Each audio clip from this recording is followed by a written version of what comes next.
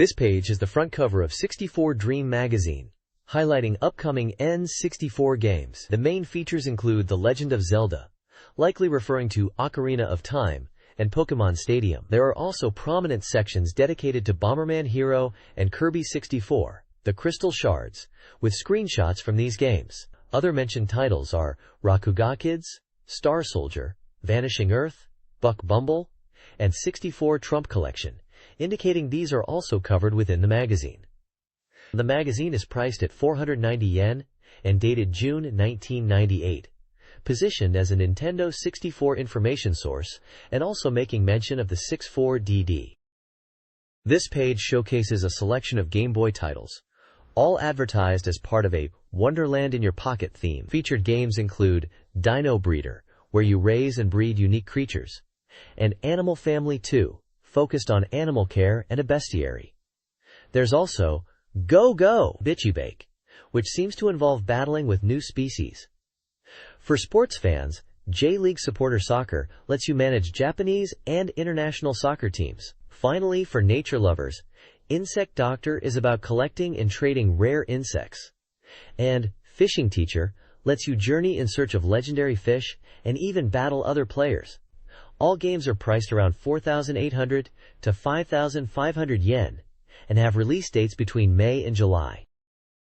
This page is showcasing stickers that are available in the magazine. The stickers prominently feature characters from The Legend of Zelda, Ocarina of Time, with various poses of Link, Ganondorf, and other enemies. There are also stickers of Kirby characters, specifically noting that they are based on Kirby's Dream Land 3 from the Super Famicom. Another section highlights stickers for Pocket Pikachu, the small digital pet device. Lastly, there are game title logo stickers for N64 games, including Air Border 64, Morita Shogi 64, FIFA, Road to World Cup 98, and Bomberman Hero, with a tagline for Bomberman Hero mentioning Million Princess Rescue.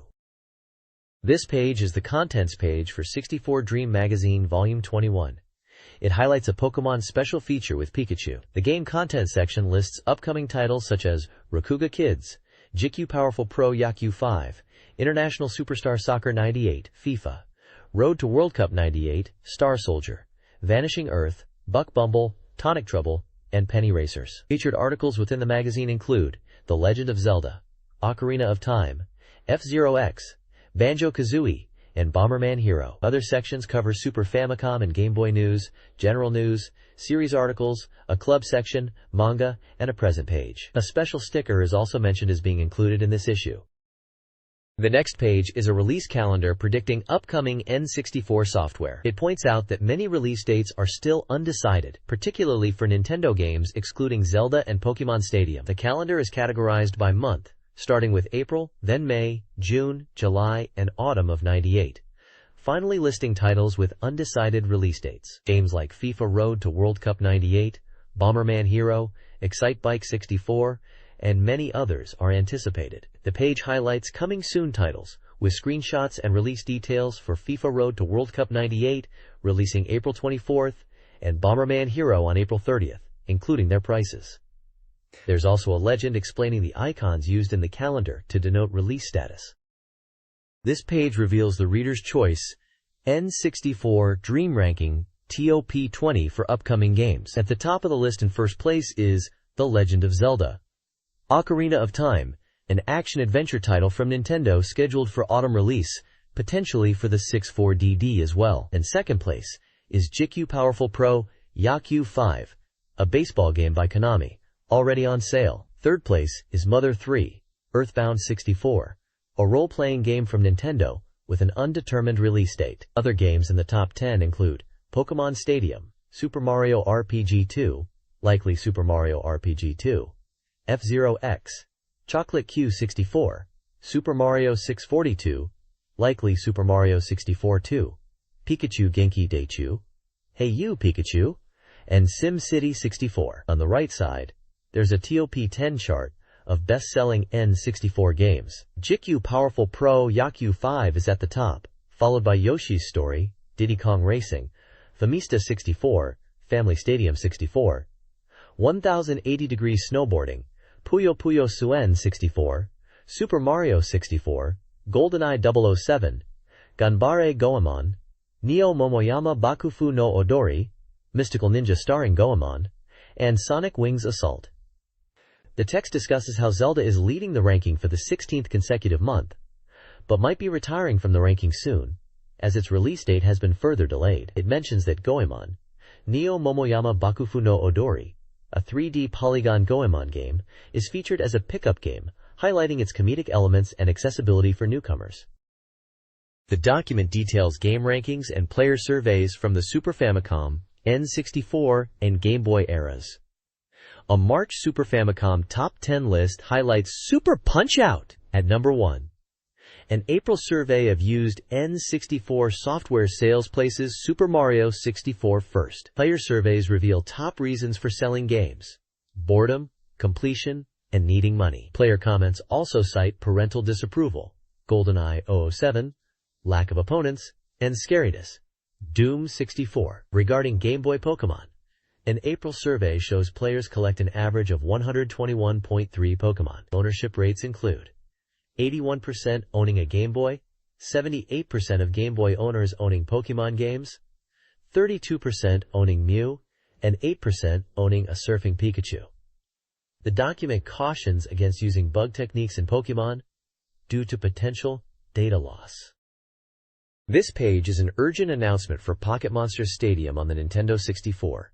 It highlights the surprise appearance of Beedrill in the game. The game is from Nintendo, planned for a summer release in the versus and encyclopedia genre, with an undecided price, and supports 1 to 4 players. The article mentions exciting news from Pokestay, indicating the game, Pocket Monsters Stadium, is shifting to a ROM cartridge format and will be compatible with the 64DD. It also mentions that Pokemon from Game Boy can be used in the game, and that players should raise their Pokemon to around level 5053 for the Pokemon League official rules. The screenshots showcase battles featuring Pokemon like Scyther and Beedrill.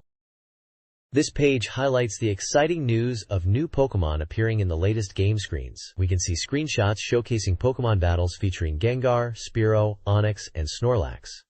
The game interface shows commands like Fight, Pokemon, and Run. The page mentions Gengar's appearance, noting it was previously only obtainable on Game Boy using a communication cable. The big news is the GB Pack bundle, with a potential summer release. This 64GB pack allows you to connect your Game Boy Pokemon games to the N64 and transfer your Pokemon data, letting your Game Boy Pokemon debut on the N64. The page illustrates how the GB pack connects to the N64 controller.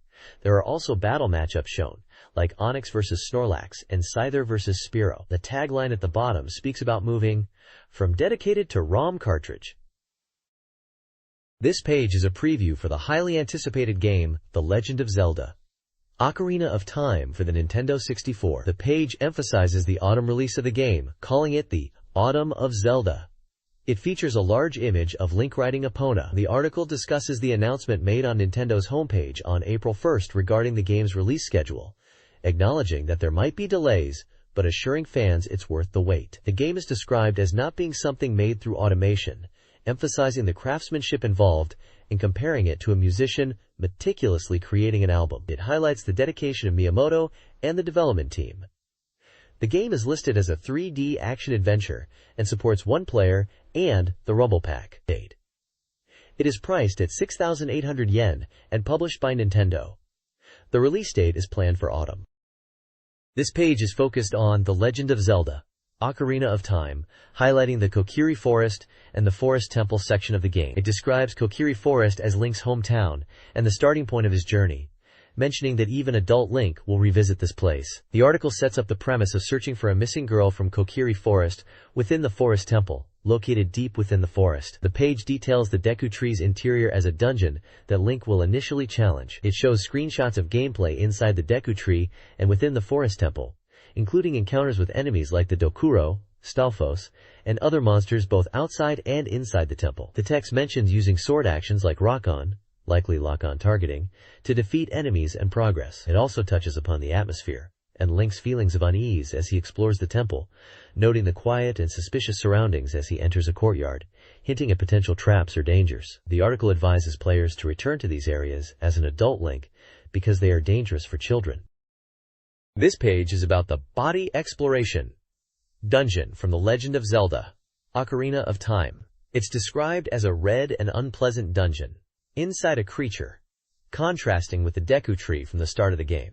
The goal is to rescue a princess and get spirit stones. The page highlights the floating parasite jellyfish Billy and Bari enemies, emphasizing their electric attacks and warning players to be careful. It mentions that in the Super Famicom SNES version, there were red and blue versions of Bari, and when attacked, they would split into two smaller versions. In the N64 version, they are invincible during their electric attack and will damage Link if he attacks them then. This page is about the game The Legend of Zelda: Ocarina of Time, focusing on enemy encounters. It introduces two types of enemies: the rock-spitting Octorok and the Bubble. The Octorok, described as a common enemy in Hyrule's rivers and lakes, is now a large, evolved creature. It hides its body under a rock and attacks by spitting rocks from its mouth when approached. The page notes that in the SFC versions of Zelda, Octoroks spat rocks in 4 directions, but in the N64 version, they are more agile. The page advises players to defeat Octoroks quickly as they have an endless supply of rocks. It also introduces bubbles, large orbs that surround Link and are hard to see. These bubbles, indicated by red flashing lights, are described as dangerous obstacles that hinder movement and should be approached cautiously, comparing them to annoying balls to avoid. The screenshots showcase gameplay featuring Link battling both Octoroks and Bubbles in 3D environments. This page is all about FZEROX for the Nintendo 64, highlighting the latest news. It details game information such as the publisher Nintendo, an undecided release date, a price of 6,800 yen, a 128M capacity, the racing genre, 1 to 4 players, and Rumble Pack compatibility. The page introduces Blood Falcon, described as Captain Falcon's heinous clone, piloting the Hell Viper machine. The text explains Blood Falcon's background as a clone created by the evil Emperor who brainwashed him to be completely evil. His machine, Blood Falcon, is described as a crimson machine embodying evil, focusing on dash strength, with a sturdy bodyline seemingly strong in collisions. The page also features Jack Levin, described as the #1 popular idle pilot in space, driving the Astro Robin machine. The text mentions Jack Levin's immense popularity, like a photogenic pilot, receiving chocolates from all over the universe on Valentine's Day. He's described as a masked, idol-like pilot, whose popularity is backed by true ability, a refreshing man. Screenshots show Blood Falcon racing in 11th place on lap 1/3, at a time of 003663, and Jack Levin in 4th place on lap 2/3 at a time of 005770. This page is about F-Zero-X, highlighting the intense racing and the stakes involved in the game. It describes the story premise, where 30 machines and 30 pilots compete, each with their own story, and mentions rivalries, particularly between Captain Falcon and Blood Falcon. The page discusses gameplay aspects, focusing on whether players prioritize character or machine selection. It introduces the machine setting meter, which has weight, acceleration, and maximum speed as key elements. The machine setting screen for Blue Falcon is shown, detailing parameters like body, boost, and grip, graded A to C, and the machine's weight. The text also mentions that the game allows for emotional investment in characters, making races against friends more engaging, and suggests that players will want to see all the characters. It highlights 4-player battles between Blood Falcon and Captain Falcon as a fun mode. This page is a preview of Banjo-Kazooie. The page details the opening scenario of the game, where the witch Gruntilda, depicted as ugly and disliked, uses her magic mirror to ask who is the most beautiful in the world. The mirror replies that it is Tooty, Banjo's sister. Gruntilda becomes furious as she believes she is the most beautiful, and aims to kidnap Tooty to steal her beauty. Banjo, a bear, is asleep while this occurs, and Kazooie, a red bird, notices something is wrong and attempts to wake Banjo up. The page highlights the early parts of the adventure in Banjo-Kazooie, showing screenshots of Gruntilda, Tooty, and Banjo and Kazooie in the game world, implying the start of their quest. Game details at the bottom mention the publisher is Nintendo, the release season is autumn, the genre is 3D action, the price is 6,800 yen, and it is for 1 player. The next page introduces useful items and reliable companions in a game, showcasing 4 key elements: Mogura-kun the mole, Ninjin the carrot, puzzle pieces, and musical notes. Mogura-kun is described as knowledgeable and helpful, possibly giving hints. Ninjin is a crucial companion for Banjo, acting as a training partner to learn attack actions, compared to figures like Yamamoto Kotetsujin or Terry Manman. Puzzle pieces are essential for rescuing Piccolo, Banjo's sister, and progressing through stages. Musical notes are important items to collect. Gathering enough opens up new paths, with the required number displayed. The page also previews the exciting stages in the game, mentioning varied landscapes and characters. It highlights a Christmas tree stage and a mechanical whale or shark, suggesting diverse and engaging environments. The bottom of the page discusses the anticipation for the release of Banjo-Kazooie Daibuken, Banjo-Kazooie's Great Adventure, comparing its level of excitement to Zelda and expressing eagerness for its arrival. It concludes with a playful note about wanting a very interesting white game upon release. This page introduces Rakuga Kids, a magic crayon Rakugaki action game, described as a pop and cute fighting and training game. The game features colorful and adorable characters that move in interesting ways. It highlights the unique aspect where characters learn from the player's actions and fighting style, growing stronger as they are trained. You can raise your own character and have them battle against others. Screenshots showcase gameplay, including stage selection in Twinkletown and in-game fighting. The game is set in summer in Twinkletown and is published by Konami, set for release on July 23rd. It is a training battle fighting genre for 1 to 2 players. This page focuses on the game Rakugaki Showtime, known in Japan as Rakugaki Kids, highlighting its smooth animation and unique character designs made to look like graffiti drawn with crayons. The page showcases screenshots of the game, emphasizing the quirky movements and interactions of these graffiti characters in a 2D fighting or action style. The text describes how these graffiti characters are brought to life from drawings and encourages players to defeat Bao's graffiti, indicating the game's objective to overcome graffiti created by the antagonist character Bao. The screenshots display various in-game scenarios, with the graffiti characters battling and interacting within a colorful, hand-drawn environment. This page is all about GameCube Powerful Pro Yakyu 5, a baseball game, and it's clearly geared towards new players who are starting school. It talks about how fun the game is, especially the success mode, where you create your own players and team. The page highlights that playing daily is a good way to enjoy it, and you can even name your players. There's a box with game details stating it's by Konami, costs 7,800 yen, needs 128 megabytes of storage plus backup, is a sports game for 12 players, and supports the controller pack. The page then focuses on the Success High School Baseball Edition mode, saying more information about choosing high schools will be in the next issue. There is also a report on a Power Pro match between Konami staff and a player, with Konami winning both games. They even gave out Konami presents to the readers as a result. This page is about the N64 game GameCube Powerful Pro Yakyu 6, which was not released outside of Japan. It's a guide on how to train a pitcher in the game. The page starts by outlining the initial player's stats and goals, aiming for a rank in stamina and control, a fastball of 140 km per hour, and curveball and forkball pitches.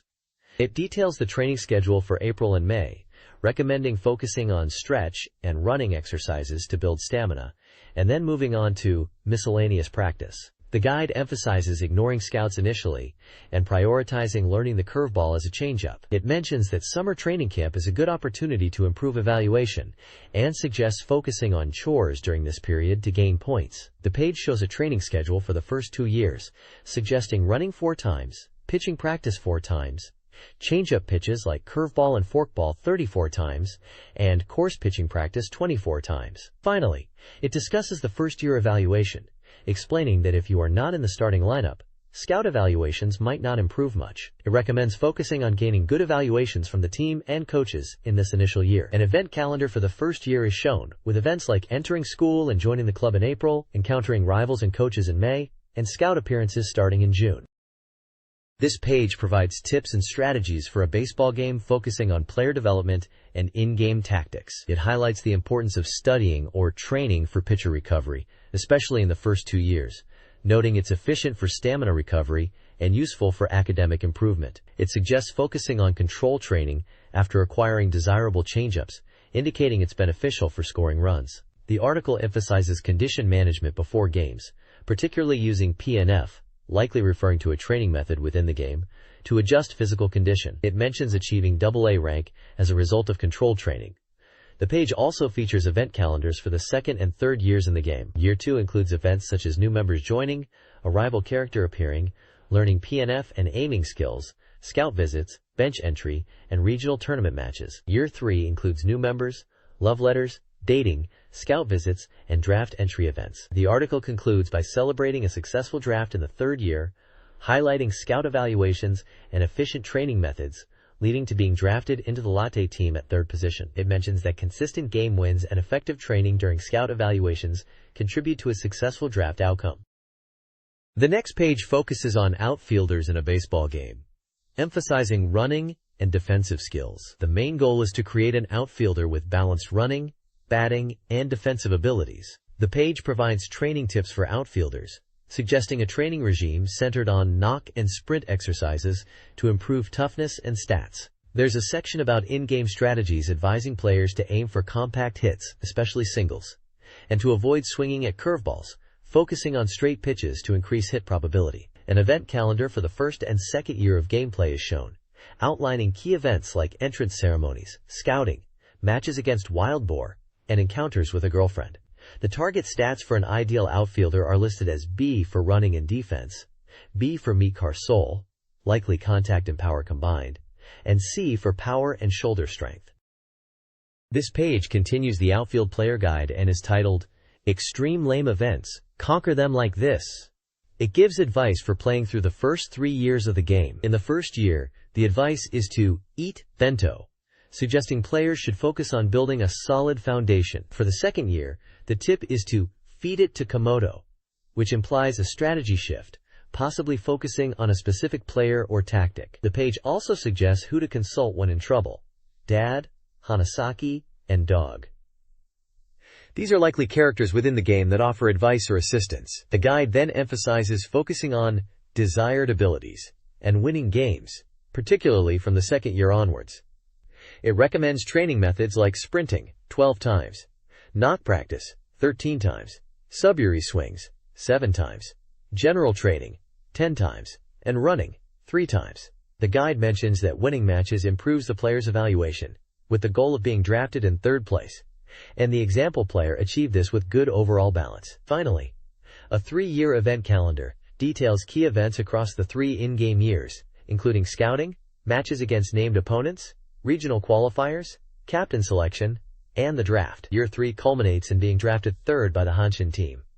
The calendar gives a sense of progression and key milestones in the game. The page mentions that for outfielders, improving abilities becomes easier after pitching is good.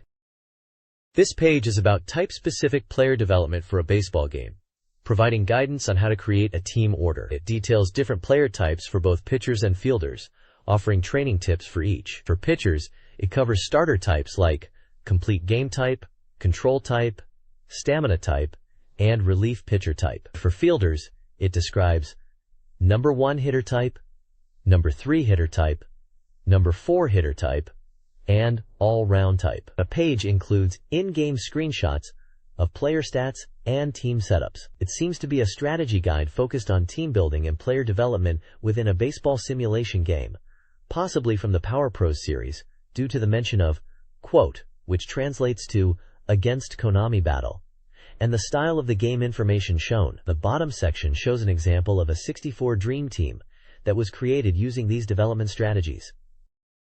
The next page is about the Japan national team in the World Cup. It highlights matches in Nantes on June 20th, Saturday, at 2:30 p.m. JST, where Japan played against Croatia, and in Toulouse on June 14th, Sunday, at 2:30 p.m. JST, where Argentina played against Japan. The text discusses past football superstars like Pelé, Beckenbauer, and Maradona, and celebrates the current Japanese national team members standing on the same field as these legends in the World Cup. It mentions the difficulty of winning against strong global opponents, but expresses hope and shares the dream of the players competing on the world stage among 32 countries.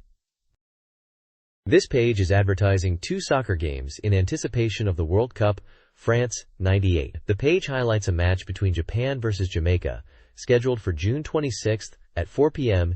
in Lyon, France. Featured are Konami's GQ World Soccer, World Cup France '98, and Electronic Arts FIFA, Road to World Cup '98, both offering realistic soccer game experiences. The magazine editors have been playing these two games to simulate the upcoming World Cup matches. This page is dedicated to GameCube World Soccer World Cup France '98 for the N64. It highlights the upcoming World Cup game and boasts Konami's GameCube Soccer Series gameplay. The game features 7 modes to become the world's strongest team, including Open Game, World League, Scenario, Training, and Option modes. Open Game allows for up to 4 players and stadium and weather changes.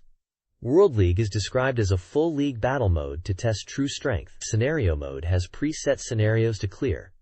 Training mode includes free kick and corner kick practice. Option mode allows for editing original players and game settings. The preview mentions using a European version sample ROM for this article, and notes the Japanese national team may be slightly weak. The game's release date is set for June 4th, priced at 7,800 yen, and supports 14 players. This page highlights the game GameCube World Soccer World Cup France '98, International Superstar Soccer '98 in English, showcasing its intuitive controls using the C button unit and A/B buttons. The page emphasizes the game's accessibility for beginners, allowing for various passes and strategies. It boasts 48 national teams from around the globe, including Brazil, Italy, Germany, and teams from Asia and Africa, with Japan being among them. The gameplay screenshots illustrate different techniques, like through passes, 1-2 passes, and fly balls, all achievable with simple button inputs, allowing players to enjoy super plays easily. The page positions the game as a simulation of the '98 France World Cup, and suggests it's ideal for beginners wanting to experience exciting soccer gameplay. This page is all about creating your dream Japanese national team for a soccer game, likely based around the '98 France World Cup. It seems to be showing you how to use the edit features to build your team within the game. The page highlights editing players, where you can create original players like Ono and Yanagisawa, tweaking their stats and even their height.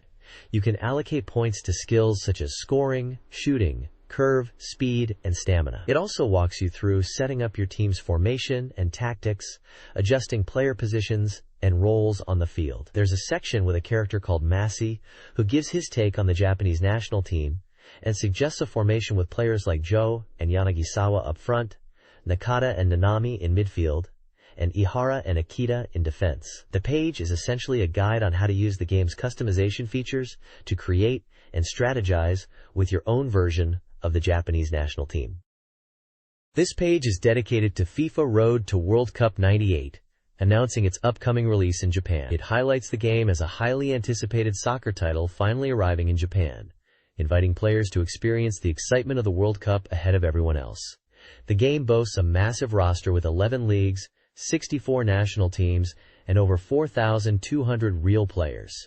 There are 4 game modes to enjoy: friendly match for quick games between world powerhouses like Italy and Germany, league mode to compete in various leagues, Road to World Cup '98 to experience the thrill of the World Cup, and practice mode for honing your skills. A key feature emphasized is the edit mode, allowing players to create their own original teams, including a strong representation of the Japanese national team. You can customize player data, mirroring real-world players like Ramos, Nagatomo, and Kawaguchi, or even create your own dream team to compete in the World Cup. The game was released on April 24th by Electronic Arts and is priced at 6,800 yen. It requires 96 MB of storage and supports 1 to 4 players. Controller packs are supported, but vibration packs are not. This page explains the basic and advanced controls for a football game, specifically International Superstar Soccer 64. It starts with the fundamental 4 buttons for both attack and defense. When attacking, A is for a standard pass, B is for a shoot, cup is for lob passes, and cleft is for dashing, though dashing too much tires out players. Defensively, A switches players, B performs a tackle, C down executes a sliding tackle, risky from behind, and cleft is also for dashing to chase loose balls or during counterattacks. Moving to advanced techniques, double tapping cup for a heel shot is mentioned as stylish but impractical. Crite makes players jump to avoid sliding tackles, with a double tap leading to a dive. For feints, Z plus A performs a step feint to the left, then right near the goal, and Z plus cleft executes a turning feint, similar to a Cruyff turn. The guide also emphasizes set pieces. During corner kicks, Z and R buttons can curve the ball. For headers from high balls, pressing B initiates a header, and pressing B again can lead to volleys or bicycle kicks. Finally, the page warns about fouls. Hard tackles are acceptable, but malicious sliding tackles can result in yellow cards. Using C up while defending initiates a hard tackle. Malicious sliding tackles, however, will result in a red card and player ejection. This page is focused on the game FIFA Road to World Cup '98, encouraging players to relive the challenging journey to the World Cup. The article highlights starting with the Asian regional qualifiers, aiming to overcome them, just like Japan did historically. It notes that the World Cup finals are full of strong teams, recalling how tough the group stages were in France, mentioning Argentina, Croatia, and Jamaica were in the same group. The article progresses to the knockout tournament stage, suggesting the player will face tough matches against teams like Qatar, Germany, and Kuwait, even if some results might be unexpected. In a section titled, "Baseball is good, but soccer is also fun," quote, the article recommends this soccer game, especially the overseas versions. It talks about the enjoyment of playing with the Japanese national team. A character named Wataru gives his thoughts on the Japanese national team formation, suggesting players like Kaz, Lopez, Ono, Nanami, Yamaguchi, Soma, Ihara, Akita, Narahashi, and Kawaguchi. Wataru enjoys soccer games and compares his preference to the legendary Beckenbauer. This page is about the game Star Soldier, Vanishing Earth. It is announced as a shooting game from Hudson, known for the Bomberman series. The article mentions that the editorial department was surprised to receive the release information for this game. The text describes Star Soldier as a game that brings back memories of youth for the editors, comparing it to games they played in their younger years. It is described as a hot, burning shooting game set in space, aiming to awaken the shooting game spirit. The article mentions it is a 2D-like shooting game using polygons, hinting at possible 3D modes in the future, and asks readers to look forward to more information. The page includes 2 screenshots of the gameplay, showing a spaceship in action, in-game score displays, and an item bonus 10,000 text. Game information includes publisher, Hudson. Release date, scheduled for July. Price, undecided. Capacity, undecided. Genre, shooting. Number of players, undecided. Controller pack, undecided. This page looks back 12 years to when Famicom was dominant. It highlights the shooting game genre, mentioning Gradius by Konami as a popular horizontal shooter, and Star Force by Hudson as a leading vertical shooter. Star Soldier emerged to challenge these titles, and became known as a famous vertical shooter, popular during Hudson's summer caravan events. The page focuses on the history of Star Soldier, starting in 1985 with Star Force. It describes Star Soldier as appearing the year after Star Force, and becoming a famous shooting game, featured in the first Hudson Summer Caravan. It mentions that players competed for high scores, aiming for 999,990 points. In 1986, Star Soldier was released as the legitimate successor to Star Force. The game introduced rapid-fire controllers and was considered a sequel to Star Force. The series later moved to PC Engine, and now the Nintendo 64 is mentioned as the current generation of Nintendo Power, suggesting a future release or connection to the N64 system. The page also highlights Takahashi Meijin, Master Higgins, known for his 16 shots per second technique, which was a popular topic in 1986. He is described as a Hudson advertising manager and a famous person, with his image and the Omoshiro Land board game being shown. It mentions he was involved in game production and became a celebrity, appearing in TV shows and movies. The text concludes by stating, "Takahashi Meijin returns again!" This page is all about the new N64 version of Star Soldier, and it's hyped up to be more than just a remake, packed with new systems to revive the shooting game spirit. They're showing off the full polygon graphics, which are said to be really impressive for the N64. They talk about a brand new system that's power-up related, hinting at some intense attacks, moving away from just shot patterns and speed. The classic time attack mode is back. They mention 2 and 5 minute options being familiar. There's also talk about the 3D stick control and how it might change the gameplay, allowing for finer movements compared to the D-pad, though details are still unclear. Down at the bottom there are some player comments. Mashi reminisces about playing Star Soldier back when he was 18 during summer, focusing on getting high scores. Endo recalls trying to master rapid-fire techniques to get 15 shots a second when the game first came out, which was apparently a well-known technique back then. The last bit talks about how essential rapid-fire was in Star Soldier, but also how important it was to strategically time your shots and aim for bonus points against enemy characters for a better score, making it a really great shooting game. This page is all about the thrill of rapid firing in shooting games. It discusses the use of rapid-fire pads, suggesting that true skill comes from mastering manual rapid-fire with your own fingers. The page features screenshots from a futuristic shooting game, showing levels with names like EX5, LV32, and enemies being defeated. The article hints at an upcoming shooting game called Stasol, expected in summer 1998, and expresses excitement for it. It also mentions Hudson, known for shooting games, and Takahashi Meijin, highlighting the legacy and appeal of the genre. This page highlights the game Buck Bumble.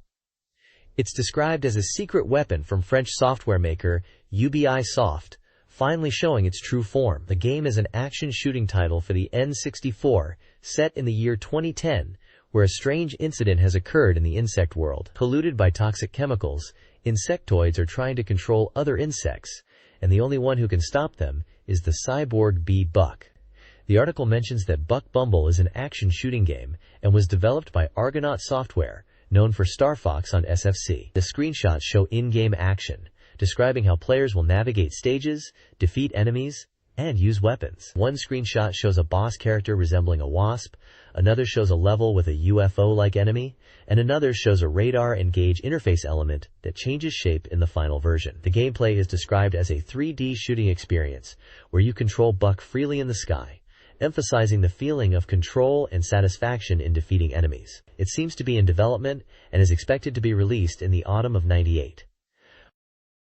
This page is a preview of the action game Tonic Trouble. The article describes the enemies as insectoids, who are mutated insects due to toxic chemicals, making them incredibly strong. The main character, Ed, will be facing these insect enemies in over 20 stages.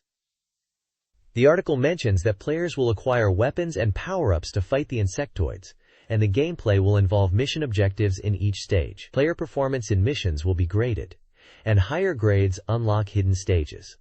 There is also an interview with Yves Guillemot, the president of UBI. He states that Tonic Trouble is a new 3D action game with a fresh style and a new type of main character. He mentions the game's release is planned for late September to October worldwide and highlights the unique characters and media mix plans. He also confirms that the development team consists of about 700 people across France, Canada, and China.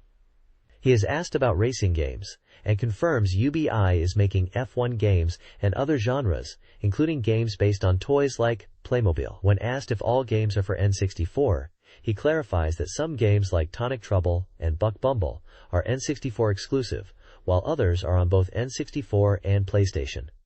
Finally, he is asked about the French name for N64, which he states is Nintendo Swanson Catel.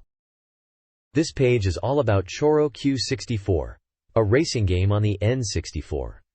It seems like a preview of a sample ROM build, showcasing the game before release at a game show. The page highlights the customization aspect, showing you can change parts to upgrade your car's performance.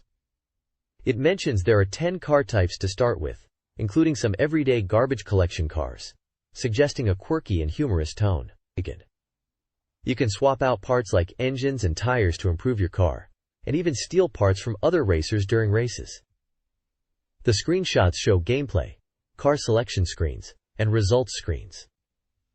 They emphasize the point system related to car classes, where C-Class has limited points, and AA Class is unlimited, allowing for extensive customization. It seems the core idea is to tune your car to be the best using parts you collect in races. The game looks like it's aiming for a fun, customizable racing experience, with toy car aesthetics. Choro Q64 was indeed released in Japan, and internationally it's known as Penny Racers. This page introduces 4 courses in a Choro Q game, likely Choro Q64-2. The first course is Peaceful Suburbs, described as a simple on-road course without many turns, but players should still watch out for enemy attacks and explosions. The second is Town Leading to the Port, another peaceful road course this time set in a seaside town with right-angle corners and roads between buildings, and even normal traffic to watch out for. The third course, Serene Mountain Road, is an off-road course that's generally peaceful, but players should be wary of falling boulders and puddles. Lastly, Great Snowy Mountain is a snow course with slippery conditions and snow dust obscuring vision, suggesting snow tires would be beneficial. Avalanches and falling trees are also hazards on this course. This page highlights the game Extreme G. It's described as a fast-paced battle race where you can fly through courses at breakneck speed, ignoring the rules to aim for the top. The game promises a unique sense of speed unlike anything else, featuring smart, two-wheeled bikes. Players will be equipped with standard weapons like lasers and pulse cannons, but can also pick up items on the course to use missiles and mines as sub-weapons. The article notes the various game modes, including a battle mode where you use weapons on special courses, and a flag collection mode where you gather XG flags scattered around the course. The screenshots show gameplay, with futuristic bikes racing and using weapons like missiles and explosions. The game is set for release on May 29th. Is for 116 players, requires 64 megabytes of memory, and is priced at 6,800 yen. It also supports the vibration pack and controller pack. The next page showcases the game Extreme G, a jet coaster-style racing game with extreme G-force. It features 4 distinct stages: desert, city, mines, and space, each with 3 courses that need to be unlocked through championship mode. The desert stage is described as arid, with 2 easier courses and a challenging third one. The city stage is set in a futuristic cityscape, focusing on speed. Mines is a coal mine stage, with tunnels requiring technical skills and many obstacles. Space stage races in a space colony with obstacles like asteroids and UFOs. The game features 8 main entry machines and more. 2 are highlighted: Muga, noted for its high attack power and heavy armor, and Grimace, known for its acceleration and stable handling, though weak in attack power with weaponry. The page includes screenshots from each stage and describes the machine selection screen, where players choose their vehicle. This page is focused on the N64 game Super Robot Spirits, showcasing cutting-in special moves. It highlights 4 robots: R1 with the TLINK knuckle move, Daytarn 3 using sun attack, Dunker performing braking space formation, and Walker Galliar executing missile throw. Each move is briefly described alongside its button command input of down, back, forward, and C. There's also information about a Super Robot Spirits radio program airing on AM and ABC radio, detailing broadcast times on weekdays, calling it Super Robot Spirits Soul. The top of the page provides game details, confirming it is a 3D fighting genre game released in the summer of 1998, priced at 7,800 yen, with a 128M capacity, supporting 1 to 2 players, and Rumble Pack, but not Controller Pack. A character named Toho Fuhai is also featured on the page. This page is all about Desaimon 3D, which is essentially a game creation tool for the N64, allowing players to make their own 3D games. It's presented as a sequel to the original Desaimon. The page details the various tools available within Desaimon 3D. First up is the Paint tool, used for drawing backgrounds and character faces, boasting a palette of 32,000 colors and features like mirroring and rotation. Next is the Model tool for creating polygon models for games, with around 450 pre-made models to start with. The Music tool allows for composing in-game music by arranging sound samples on a screen, making music creation accessible even for beginners. Finally, the Build tool is used to assemble all the created assets into a playable game, letting users set up player and enemy placements, map layouts, and game titles. There's also mention of sample games included, like Solid Gear, which was introduced in the previous issue, and another called Usagi-sen, described as a comical game where you defeat robot enemies and rabbit characters with mecha. Lastly, it introduces a character named Captain Dza, a mysterious hero featured in a tutorial mode that teaches players how to use Desaimon 3D. This page is all about the upcoming N64 game One Guy Monster, which translates roughly to Please Monster or Request Monster, a raising simulation game from bottom up. The page is a big thank you to everyone who sent in illustrations for the game. They received 470 submissions by April 4th. As a result, Bottom-Up visited the magazine to discuss prizes and the next steps. The magazine is turning 5 of the submitted monster illustrations into actual polygon characters in the game, to be revealed in the July or August issues. If your illustration is chosen, your name will be in the game credits. 5 lucky winners will also receive a copy of One Guy Monster, and everyone who submitted an illustration is entered into a lottery for telecards and keychains.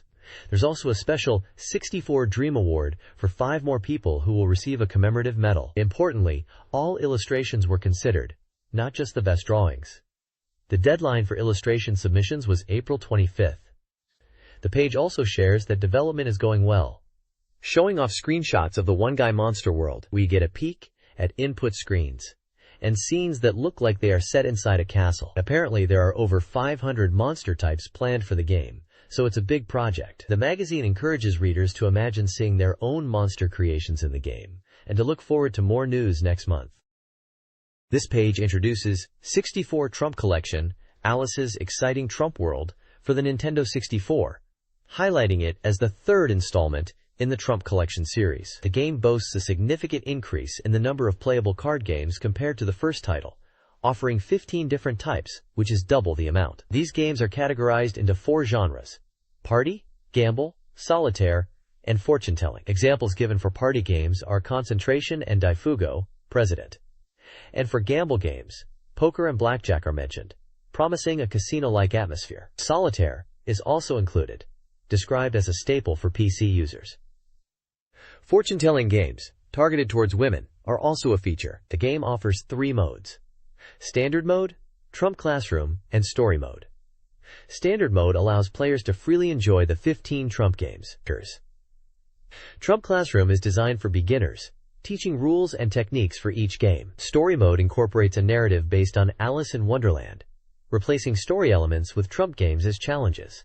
The release information indicates the publisher is Bottom-Up, and the game is slated for release in July. Genre is table, player count is 14, and price is TBD. Screenshots show in-game graphics with card game layouts and characters with an Alice in Wonderland theme. One screenshot showcases a blackjack game with betting and bonus options, while another illustrates a Don Pisha game, described as a page 1 game with Ron, pawn, and can elements, similar to Mahjong and detailed further in later issues.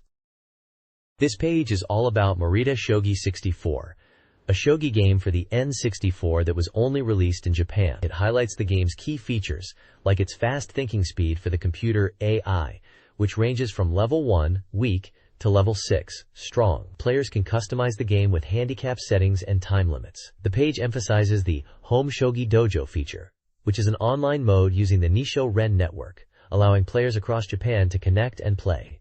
It mentions that this service is officially supported by the Japan Shogi Federation. There is a fee structure listed for this online service, showing different membership types and usage costs per minute. Another important feature mentioned is the rank recognition mode, which allows players to officially test their shogi skills and get certified ranks from 3rd Q to 3rd Dan. The process involves playing against the computer and then solving next move problems. The page stresses that this rank recognition is officially acknowledged by the Japan Shogi Federation. The screenshots show in-game menus with Japanese text and a picture of the game box and cartridge, showcasing the packaging, and included accessories like a telephone cable for the online feature. This page previews Pachinko 365 Days for the N64, a game where you can enjoy a variety of pachinko machines. It highlights 5 machines included: CR Peach Pie V, CR Ryu O, CR Dice Coron, Zero Tiger, and Center Chew Stone. The game features realistic ball movement and allows for detailed adjustments like nail settings and odds changes. It also boasts a 2-player battle mode called Center Chew Stone, where players compete to win more balls, and a simulation mode where you can experience managing a pachinko parlor across 365 days at 3 locations. Game details in a blue box mention it is a pachinko genre game released in May by SETA, priced at 6,980 yen, requiring 96 MB of memory, supports 12 players, and is compatible with the controller pack 121p. This page is an apology and correction notice from Exceed Press regarding their Yoshi's Story Delicious Recipe book, published on February 20th. They are apologizing for errors in the book due to not properly incorporating Nintendo's corrections during the editing process. The page lists a series of corrections for specific pages and text within the book, as well as corrections for map information. In the 64Dream mailbox section, readers ask questions and share experiences related to various games. Anime series like Pole's Miracle Great Strategy and Wind Girl Temple-chan are clarified as not games. Readers are advised to submit postcards around the end of the month. Mashi finds the final corner of Calamari Desert. In Mario Kart 64, boring. Other topics include Pikachu's fur, the release of American Pokemon games, and the magazine's shift towards covering more Game Boy and Super Famicom titles. Readers also discuss a restaurant called Kinopio Te, the editorial department's rankings, passing exams, and playing Star Fox 64. A section concludes with reader-submitted drawings of game characters. The next page is about the GameSoft Fan Club section, showcasing fan essays focused on Fire Emblem. The page highlights reader submissions and their passion for Fire Emblem, explaining that they received so many passionate responses that they couldn't fit them all within the usual word limit. It features a section titled My FE Round Essay, with 2 examples of reader essays discussing their love for Fire Emblem, praising its characters, and strategic depth. The page then moves on to showcase various fan clubs and their postcard submissions, including, quote, Fire Emblem FC, noting high postcard counts. Josette FC, which reached 2nd place in popularity. Quote, Bomberman FC, also ranking 2nd and highlighting strong postcard submissions. Zelda, mentioning they are still waiting for more postcards. Luigi FC, stating it dropped to 5th place but is still going strong. The bottom of the page encourages more postcard submissions for the fan clubs, indicating ongoing reader engagement. It mentions that even lesser-known fan clubs like Fox 64 and 007 are getting attention. The Super Robot Palobo Research Lab is open for 3 months, inviting reader feedback via letters and illustrations. The Archaeological Research Lab explores the robot anime Makander Robo and its connection to the Super Robot Spirits series. The main research lab showcases Super Robot Spirits postcards and discusses upcoming releases, including the Super Robot Wars Great Battle CD. A video guide, For the Sake of Tomorrow, recommends videos for Super Robot Spirits and lists robot anime video releases. The Image Research Lab hosts an illustration contest. Readers are encouraged to send postcards to the 64Dream editorial department for a chance to win Director's Treasure Goods, with Mucho-san being the previous draw winner. This page is titled Chizuru's Analog Chat 64. And in this installment the topic is How to Enjoy Games 10x More. The article discusses ways to enhance the gaming experience, suggesting creating a comfortable gaming environment, focusing on game immersion by reading manuals and package details beforehand, and choosing games that suit personal preferences, highlighting the point that selecting a good game is key to enjoyment. There's a Q&A section, where a reader asks about the magazine's binding being loose. The response jokingly suggests it's because the reader has enjoyed the magazine so much, they've read it until it falls apart. The editors explain the binding style is intentional for easier reading when referencing articles while gaming, and to keep the magazine affordable despite being packed with information. A section called Counter King tallies the equipment in the editorial department, listing 6 N64s, 2 video devices, and 11 PCs, 10 of which are Macs, and 2 printers, noting the 9 staff members are in a well-equipped environment, and mentioning recent Mac acquisitions. This month's Suika section features a photo of a chipmunk in a Suika pose, described as looking angry but being cute. Finally, Bistro de Loft section humorously describes the editorial department's fridge as usually filled with questionable items, but currently stocked as a reward for hard work, featuring photos of beer and Japanese sake labeled Chizuru's Plum Wine. This page is from the Fukuchi's Korokwa Detective Agency column, which is celebrating its 1st anniversary. The Literary Games Spring and Autumn section discusses the trend of music and games becoming more prominent, especially on the N64. This month's column features 6 reader questions. One question asks about the end of Kansai Fox, referring to the popularity of Star Fox, suggesting the reader wants to know if a revival is possible. Another reader asks, who makes Bistro de 64? Quote, there's a question about the value of early Famicom consoles with square A-B buttons and twin Famicom home. Another reader mentions their love for Famicom's Sansara Naga, and wonders why they can't find the developer Victor Musical Industries name on other consoles. Lastly, A reader asks about the barcode-like thing on the questionnaire postcard. The page also welcomes new staff members to the column.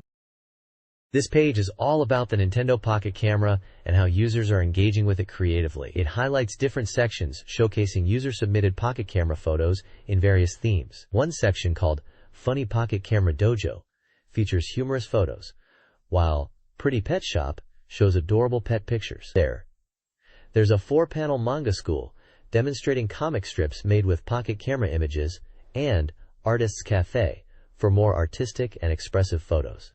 The Pocket Camera Back Workshop introduces bonus frames that can be used to decorate printed photos. Pocket Camera Story Nursery focuses on photos of children. A new feature called Running Race Mode for the Asobu option is announced, suggesting a new game or function is available for the Pocket Camera. The overall tone is celebratory of user creativity and the fun people are having with the Pocket Camera. This page from the Special Strategy Department is all about character guides for the N64 fighting game GASP Fighters NEXtreme. It dives into strategy for different characters, including Andre, Carol Lynn, Isomuro Tsutomu, Tobita Isarina, Kiryuin Misaki, and Killer Kongo, each section providing gameplay tips and showcasing action screenshots. The page also refers back to a Konami vs 64Dream GASP match from a previous issue, implying this strategy guide is a continuation due to popular demand. This page features gameplay tips and player questions. At the top are strategies for fighting games, detailing character-specific tactics for Yagashi Go and Kanjoji Kyo, focusing on using capture techniques and approaching enemies carefully. The page then answers a player's question about GoldenEye 007 on Stage 14 Freight Train, advising players trapped and facing an explosion to find a specific location and use the laser watch to melt black rectangular locks to escape. The bottom half of the page is a Power Pro 5 success consultation room. A player asks about team building in success mode, mentioning their team has good stats but lacks special abilities like Kirigari and Gyakyu. Another question is about Kato-sensei's true identity and relationship with Dr. Daigijobu, seemingly characters within the game's success mode, and another question about a fishmonger character being overly friendly. This page is dedicated to Bomberman Hero, an action-packed game for the N64. The tagline highlights it as Heroic Bomb Man, and the objective is to rescue Princess Million. Published by Hudson Soft, the game's release date was scheduled for April 30th, with a price tag of 6,800 yen. It requires 96 megabytes of memory and supports backup. The game is compatible with the Rumble Pack, but not the Controller Pack. Notably, the magazine includes a 16-page strategy guide for Bomberman Hero. Bomberman 64 introduces new actions and easy-to-learn controls. The game's story begins with Emperor Bugler attacking Bomber Nebula, prompting Bomberman to hide his data. The Wild Warthogs plan to revive Bugler, and Princess Million, captured while seeking Bomberman's aid, tasks her robot Pippobot with delivering a crucial disc. Pippobot's mission is to find Bomberman and secure his help in rescuing the princess. The N64 controller functions include Start for pausing, R trigger for bomb placement, double tap to kick, C buttons for camera control and bomb placement, B for throwing/rolling bombs, A for jumping, Z for detonating remote bombs, and the 3D stick for movement, walk/run. This page is about bomber change, power gear and combination in a Bomberman game, likely Bomberman 64, the second attack. It introduces 4 types of power gear for Bomberman. Bomber Jet for air combat with jet wings and missiles, Bomber Marine for underwater combat with an aqua tank and guided torpedoes, Bomber Copter for aerial hovering and bomb dropping with a skycopter, and Bomber Slider for ground speed and spin attacks with a mat slider. The page details the operation methods for each power gear, explaining button controls for movement, actions like forward, brake, jump, hovering, and special attacks like missiles, torpedoes, bomb drops, and spin attacks. It showcases screenshots of Bomberman using each power gear in different environments like air, water, and ground, and highlights the concept of combining power gears. This page is a strategy guide for stages 1 to 4 of Bomberman 64, covering from Bomber Star to Mazone Star. It details special items players can find, like crystals to boost health, fireproof suits for explosion protection, transceivers for communication, soap panels for floating movement, power gloves for longer bomb throws, and wall slip-through to pass through certain walls.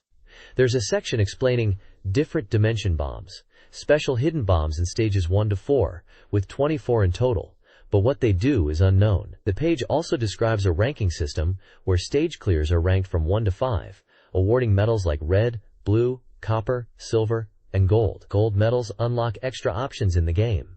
A screenshot of the gameplay is shown with a pause menu and in-game HUD elements. Finally, a table breaks down Stage 1, Bomber Star, into areas 1, 2, and 3, listing some numerical values associated with each area, along with Clear Point and Bomber Hero Blue.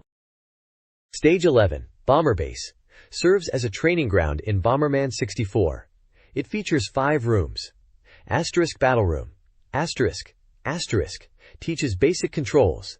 Defeat enemies and collect items. Asterisk Hyper Room. Asterisk Asterisk. Branching path. Use switches to stop moving floors. Going straight leads to the Heavy Room. Right leads to the Hatena Room. Asterisk. Asterisk Hatena Room. Asterisk Asterisk. Collect 4 yellow keys to access the upper level. Destroy all boxes and climb the house. Asterisk. Asterisk Heavy Room. Asterisk Asterisk. Enemies approach from below. Use bombs in gaps and jump to attack on moving floors. Asterisk Sky Room. Asterisk Asterisk. High altitude stage. Avoid falling. Use caution with the elevator jump. Find a card key to exit. Each room includes screenshots and bullet point tips to guide the player. This page is a stage guide for Stage 12, Beater Woods Sea, from the N64 game Bomberman 64. The guide details 7 substages. Blue Cave. This cave stage has underground water, which Bomberman is weak to. Players are advised to keep their distance and use bombs to defeat enemies. Ball Lake. This stage is a shooting section where players can find items like the password gear. It's a shooting-focused stage, and players should be careful and shoot enemies while progressing to collect many items. Red Cave. A branching stage. After the midpoint, a rocket elevator appears, leading to exits for either the Dark Wood or Big Canyon stages. Big Canyon. This is a bomber jet stage where Bomberman uses a jetpack and cannot place bombs. Players need to control their speed well and defeat the cannon at the end to clear the stage. Dark Wood. This forest stage features red and white dragons, according to an old forest saying, "Red dragons are mischievous, but white dragons are gentle and safe to touch." Dragon Road. In this area, enemies will drop and throw stones, which can be troublesome. Players should explore every corner of the stage. vs Nitros. This section details the boss battle against Nitros, the leader of the Wild Dogs army. Nitros uses body blows, tackles, and wave motion attacks. His attacks are telegraphed when he glows, making them avoidable by moving. Effective attack strategies against Nitros include using wave motion attacks or predicting his movements. Stage 13 of Bomberman 64, Peace Mountain Path, sees Bomberman and Pipoto rescuing the princess from Endol. The stage is divided into 4 areas. Great Rock is a cliff climb with poison gas and falling rocks, requiring steady enemy elimination. Circus Valley features clown enemies, abundant items, and precarious platforming over a pit of needles. Fog Route is a fog-filled cliffside with cannons and robots, demanding careful navigation and enemy avoidance. Finally, the stage culminates in a boss battle against the cylindrical Endol. The fight has 2 phases. A rotating platform with electric currents, then a light orb attack, with Endol's weak spot in the center. This Bomberman 64 stage guide focuses on Esram Forest, divided into 5 areas. Grug's Hill, Bubble Hall, Iris Lake, Alpha Swamp, and Beta Swamp. Grug's Hill is a lush area, with strategic bombing needed to hit multiple targets. Bubble Hall features transport bubbles. Iris Lake is a branching, water-themed stage. The left path leads to Alpha Swamp, while the right leads to Beta Swamp. Alpha Swamp, despite being a swamp, is firmly grounded and rewards thorough exploration for items. Beta Swamp is a fast-flowing waterway where players must navigate currents and utilize switches and large bombs. Stage 22, Prime Castle, in Bomberman 64 has 6 distinct areas. Goron Block features rolling rocks and collapsing paths. Players must use small holes for safety.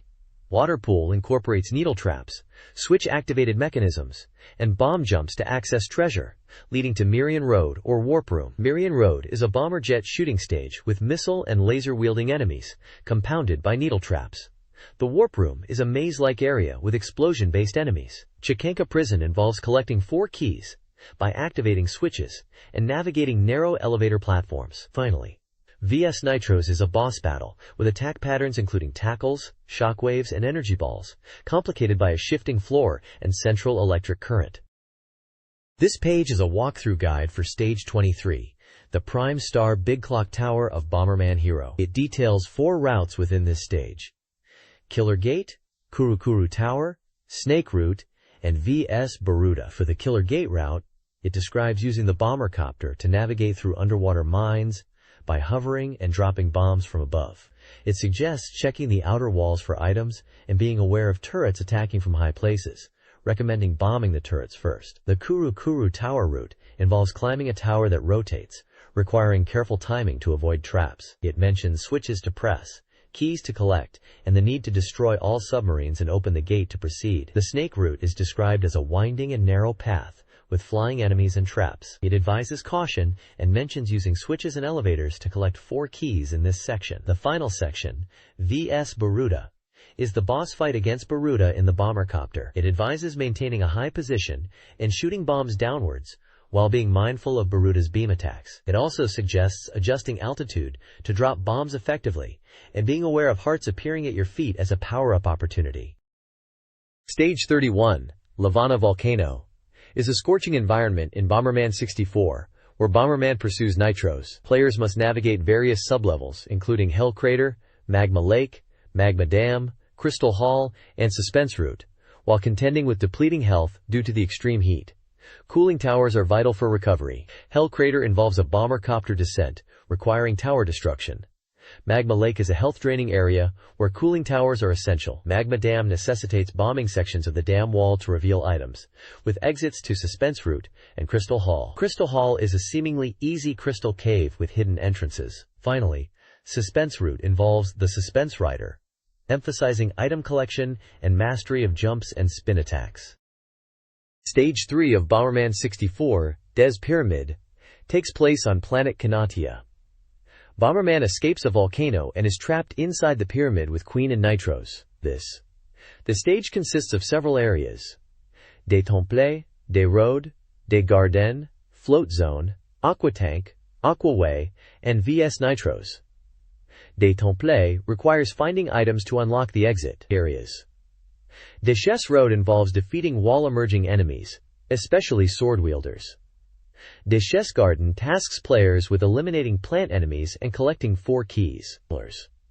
Float Zone utilizes bubble panels for navigation, avoiding enemies. Aqua Tank involves destroying tanks to extinguish flames.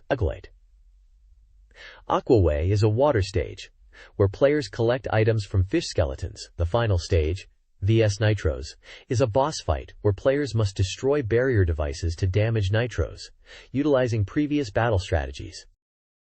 Stage 33, Kanatia Shrine, in Bomberman 64 features several distinct sections. Players, searching for the real queen after defeating Nitros, must navigate the Devil Coaster by collecting 4 keys, utilizing warp panels for assistance. The Hell Corridor requires salt bombs to damage enemies and boxes, as regular bombs are ineffective. The Mad Coaster presents a challenging ride with turret attacks. White bombs are recommended. The Move Stone section involves correctly positioning black stones. Finally, the stage culminates in a boss fight against Bulban. Bulban attacks with projectiles, easily dodged. The key to victory lies in attacking the blue forehead when the barrier is down, or using jump bombs, while maintaining distance. This page is a guide for the Rui Jungle stage in Bomberman 64. The second attack, for the Nintendo 64. It introduces 4 distinct areas within this stage: Rui's Forest, Jump Fall, Freeze Lake, and Cool Cave, each with gameplay tips and screenshots. Rui's Forest highlights riding on the character Rui, emphasizing jump attacks and triangle jumps, while noting bombs cannot be used. Jump Fall is described as a branching area with a river, where the cave exit leads to Cool Cave and the upper exit to Freeze Lake, cautioning about projectile-throwing enemies. Freeze Lake is an icy stage with floating platforms, item collection opportunities, and strong currents, warning players about falling ice. Cool Cave features enemies that freeze Bomberman, requiring the use of freeze bombs to defeat otherwise invincible foes in progress. This page is focused on Stage 42, Snow Mountain Range, from Bomberman 64. It details 5 sublevels within this stage, providing gameplay tips for each. Snowland highlights enemies throwing snowballs and ice blocks, and warns about slippery footing.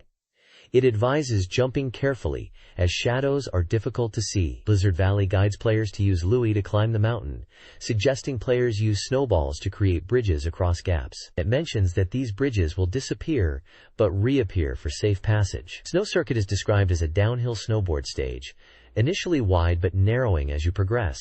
It advises caution if attempting to collect all items as the path gets tighter. Heaven Sky is a shooting stage with the bomber jet. It mentions many items and enemies appearing, culminating in a tough boss at the end. Ice Snake features a beautiful rainbow-colored stage that is difficult to see. It warns of falling, and mentions 2 dragon enemies that appear midway. It suggests getting a fire suit in the middle of the stage to make things easier. This guide details level 43, Mazone Dome, in Bomberman 64.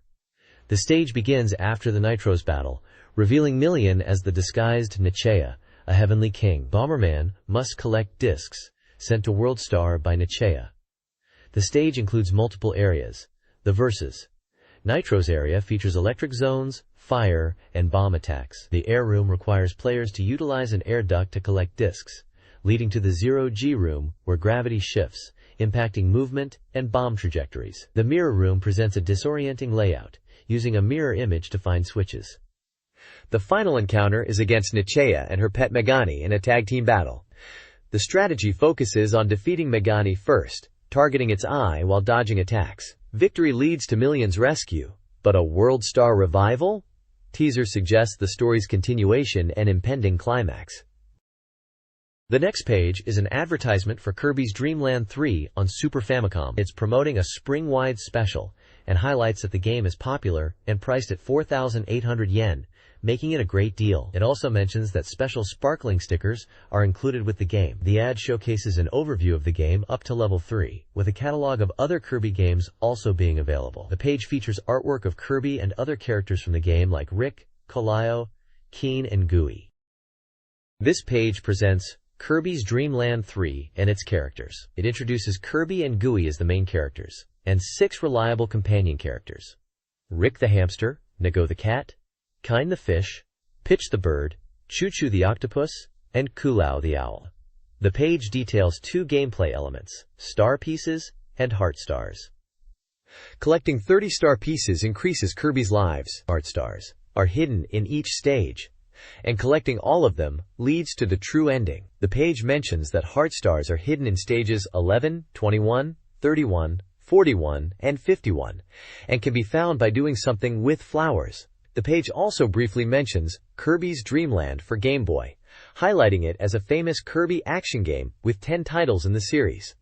It notes the game's cute characters, easy gameplay, and ability to float in the sky and inhale enemies. The objective is to defeat King Dede, who stole the food of Popoland. It mentions that this Kirby game is the first appearance of the copy ability, and introduces elements like inhaling and spitting out enemies. This page is about Kirby's Dream Land 3.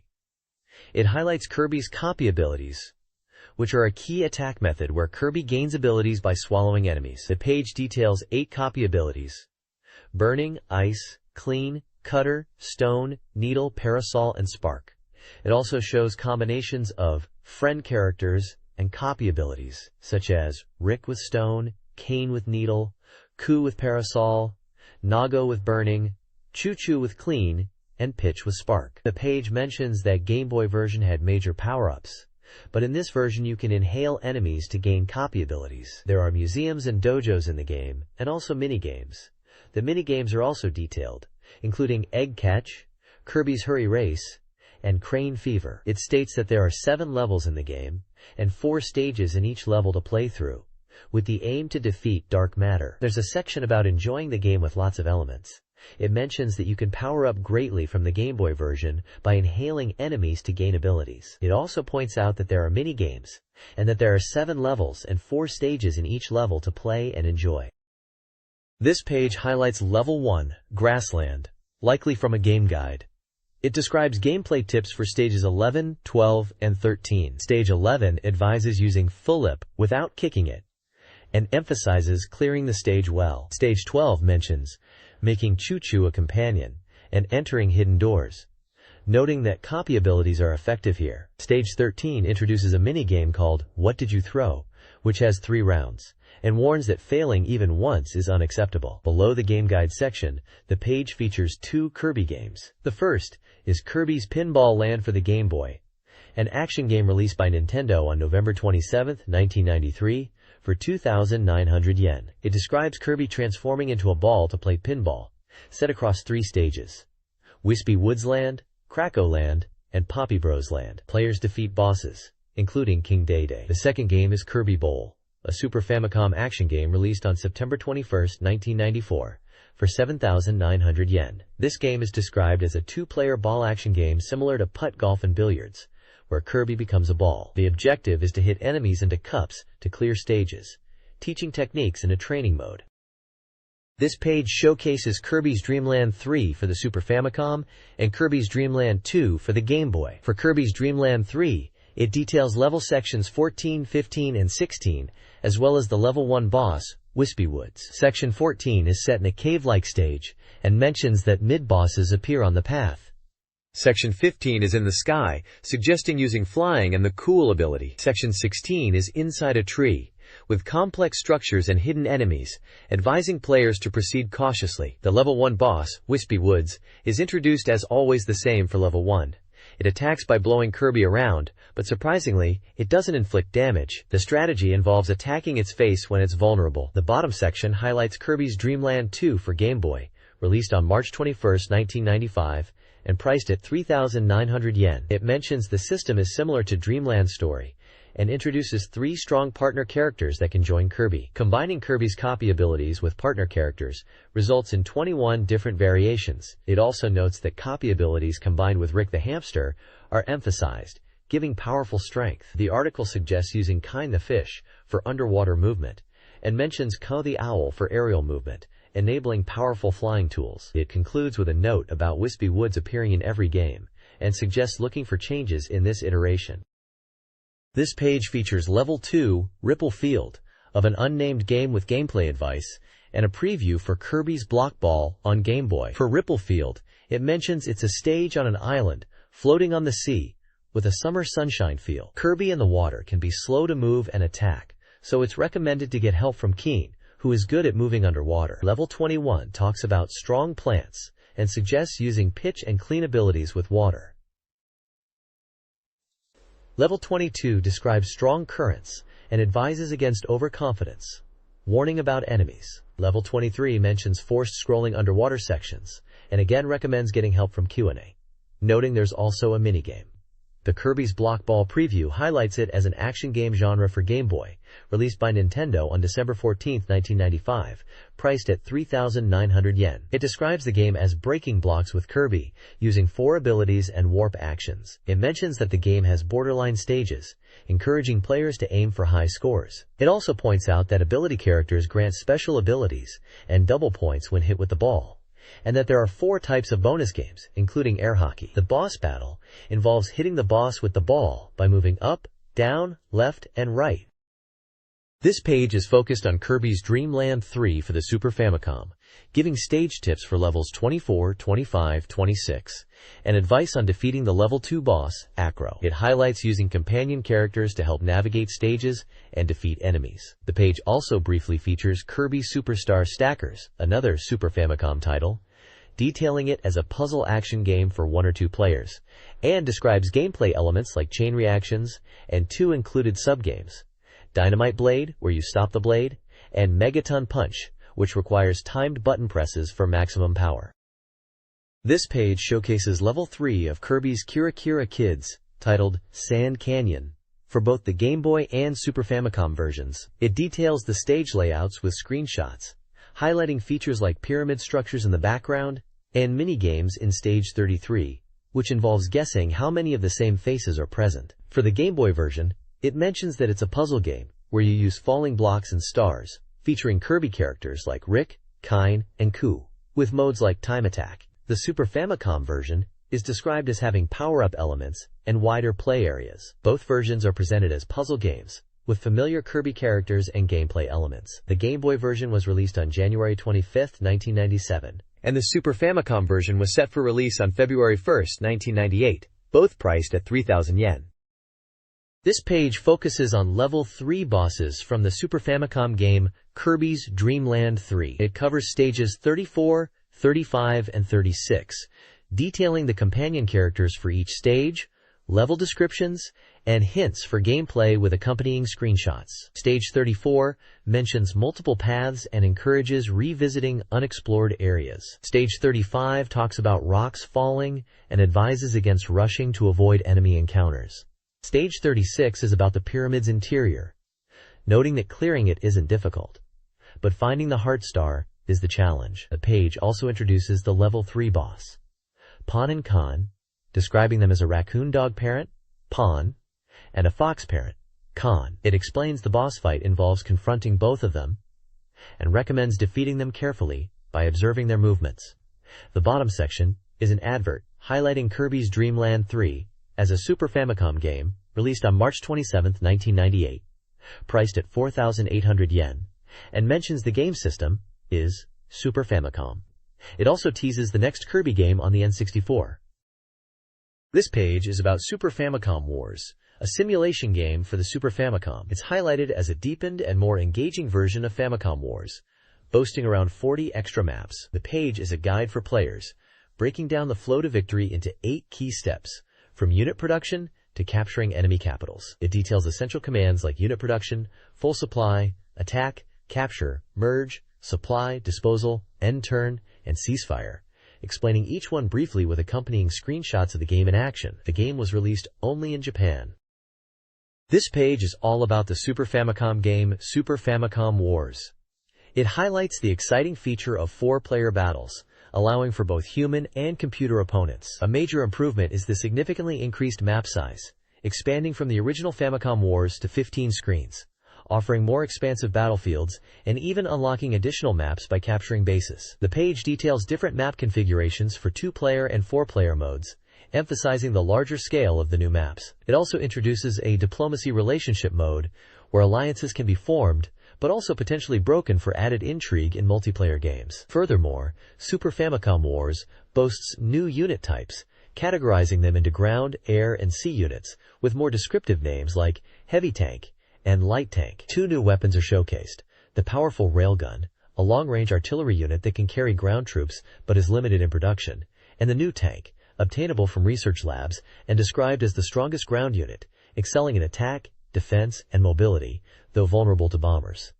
Finally, the page introduces 7 distinct playable characters with unique characteristics and playstyles. These include Yandelda, a balanced commander; Fonroso, an aggressive attacker; Rogensky, a defensive strategist; Hetlar, who commands powerful but costly units; Billy Gates, recommended for beginners due to starting with ample funds; Caroline, who focuses on quality infantry and combat engineers; and Mr. Yamamoto, who benefits from large funds and excels with artillery.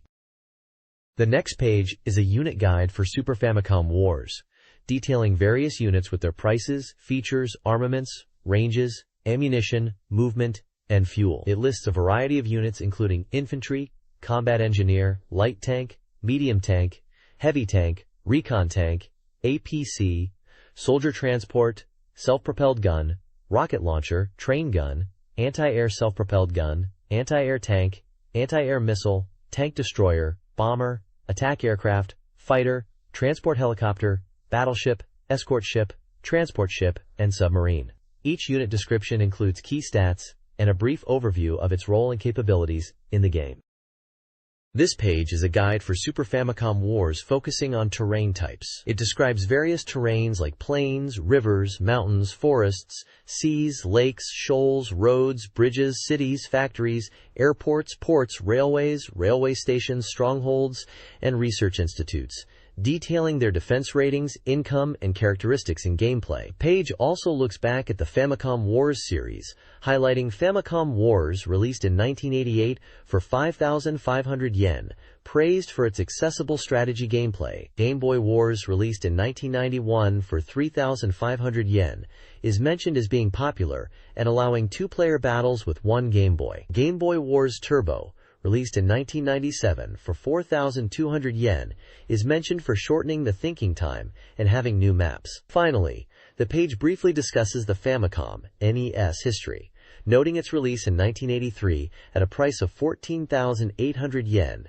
and the massive success of Super Mario Bros. In 1985, which led to a boom in popularity.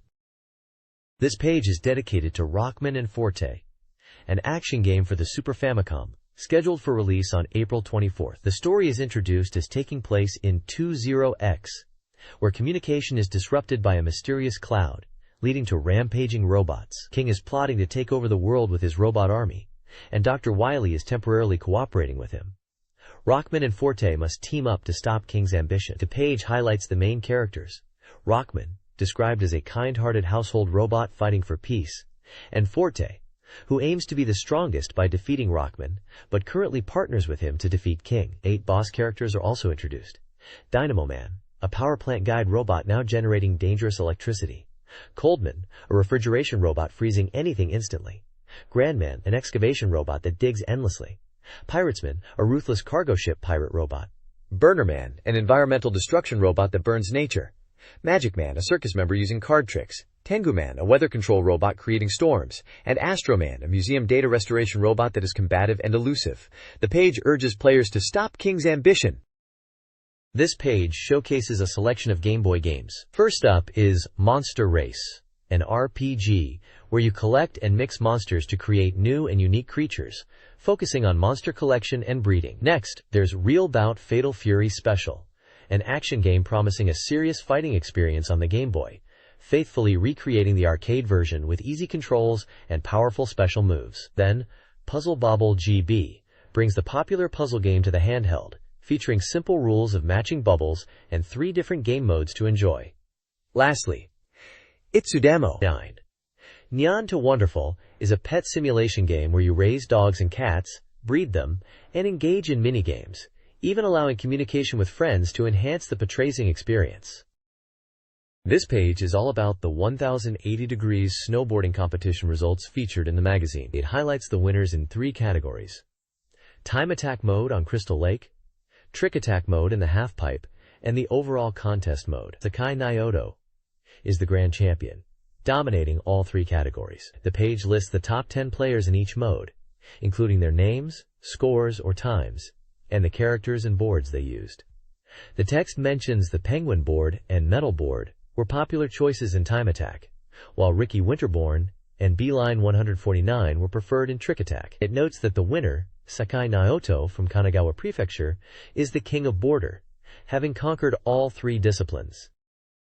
The next page reports on a reader roundtable discussion held at the 64Dream editorial office in Tokyo on March 3rd. 6 readers with varied backgrounds and ages were invited to share their thoughts on the magazine. The purpose of the meeting was for readers to voice their opinions about 64Dream. The page introduces the 6 participants: Kenichi Watanabe, 37, from Chiba; Yutaka Ozawa, 30, from Kanagawa; Yuki Komine, 28, from Tokyo; Takumi Osaka, 19, from Tokyo; Hiroyuki Ota, 17, from Tokyo; and Kotone Kazuno, 15, from Gifu. The article details the reader's tour of the editorial department, noting their surprise that it was less clean and more cluttered than they expected. The discussion itself covers topics such as the magazine's editorial process, with editors explaining how they create pages based on reader feedback and aim to incorporate diverse perspectives. They mention that they receive questions from readers and sometimes need to ask the Hanpo-san, likely a reference to Nintendo's headquarters or a knowledgeable figure within the magazine, for answers. The discussion also touches upon the readership demographic, with editors stating that they target families, including parents and children, and acknowledge that a significant portion of their readership is between 10 and 15 years old. They emphasize the importance of listening to reader feedback and maintaining a balance of opinions in the magazine. The game Dragon Quest IV is mentioned in the context of one participant getting into gaming due to it. This page from 64Dream Club presents a discussion among panelists about the current state of the N64 and its future. The panel includes individuals named Ofuchi, Watanabe, Kazeno, and Ota. The discussion revolves around the somewhat bad or unfavorable situation of the N64, despite its potential. They highlight the perception that the N64 isn't selling well and explore the reasons why. One point brought up is that people don't seem to grasp the true appeal and fun of the N64. They delve into various aspects, including the need for other game makers besides Nintendo to contribute more to the N64. The importance of the analog controller and its underappreciated value is also discussed, alongside the potential role of the 64DD. The panelists expressed the desire for Nintendo to better communicate the strengths of the N64 and address the negative perceptions. There's a suggestion for a combined N64 and 64DD system to enhance the console's appeal. They also touch upon the difficulty in conveying the enjoyment of N64 games and the fact that many people don't fully understand the benefits of the analog controller. Ultimately, the discussion reflects a mix of concern about the N64's current standing and hope for its future, emphasizing the need for Nintendo to take action to improve its market perception and highlight its unique strengths. The Hamadashi Forum 2 Inches Roundtable discusses favorite N64 games and anticipated releases. Kosaka enjoys action puzzle games like Blastozer and Mario Kart 64, avoiding difficult titles, while Oizumi praises the system's capabilities showcased in Pilot Wing 64, favoring simulator-like games and looking forward to Mother 3. Kazuno anticipates Mother 3 and the sequel to Ogre Battle. Ota highlights Mario Kart 64's smoke effects and social play, while Kazuno prioritizes Pilot Wing 64 inches for its freedom. They also discuss Turok and Mario RPG 2. The discussion reveals diverse preferences, from the thrill of racing to the depth of RPGs, emphasizing the N64's appeal. This page from the 64Dream magazine contains reader submissions. The first section, titled Me and Games, features a reader from Shizuoka Prefecture named Till, who writes about the games that give them a waku waku feeling, which seems to be a feeling of excitement or anticipation. They mention enjoying F.E. Desmon RPG Tsukuru, Creature Breeder RPG Builder, likely referring to a Monster Rancher-style game maker, and action games like 007 and Mario Kart. The second section talks about Voice Recognition System Compatible Software Part 2, focusing on Star Fox 64. Star Fox 64.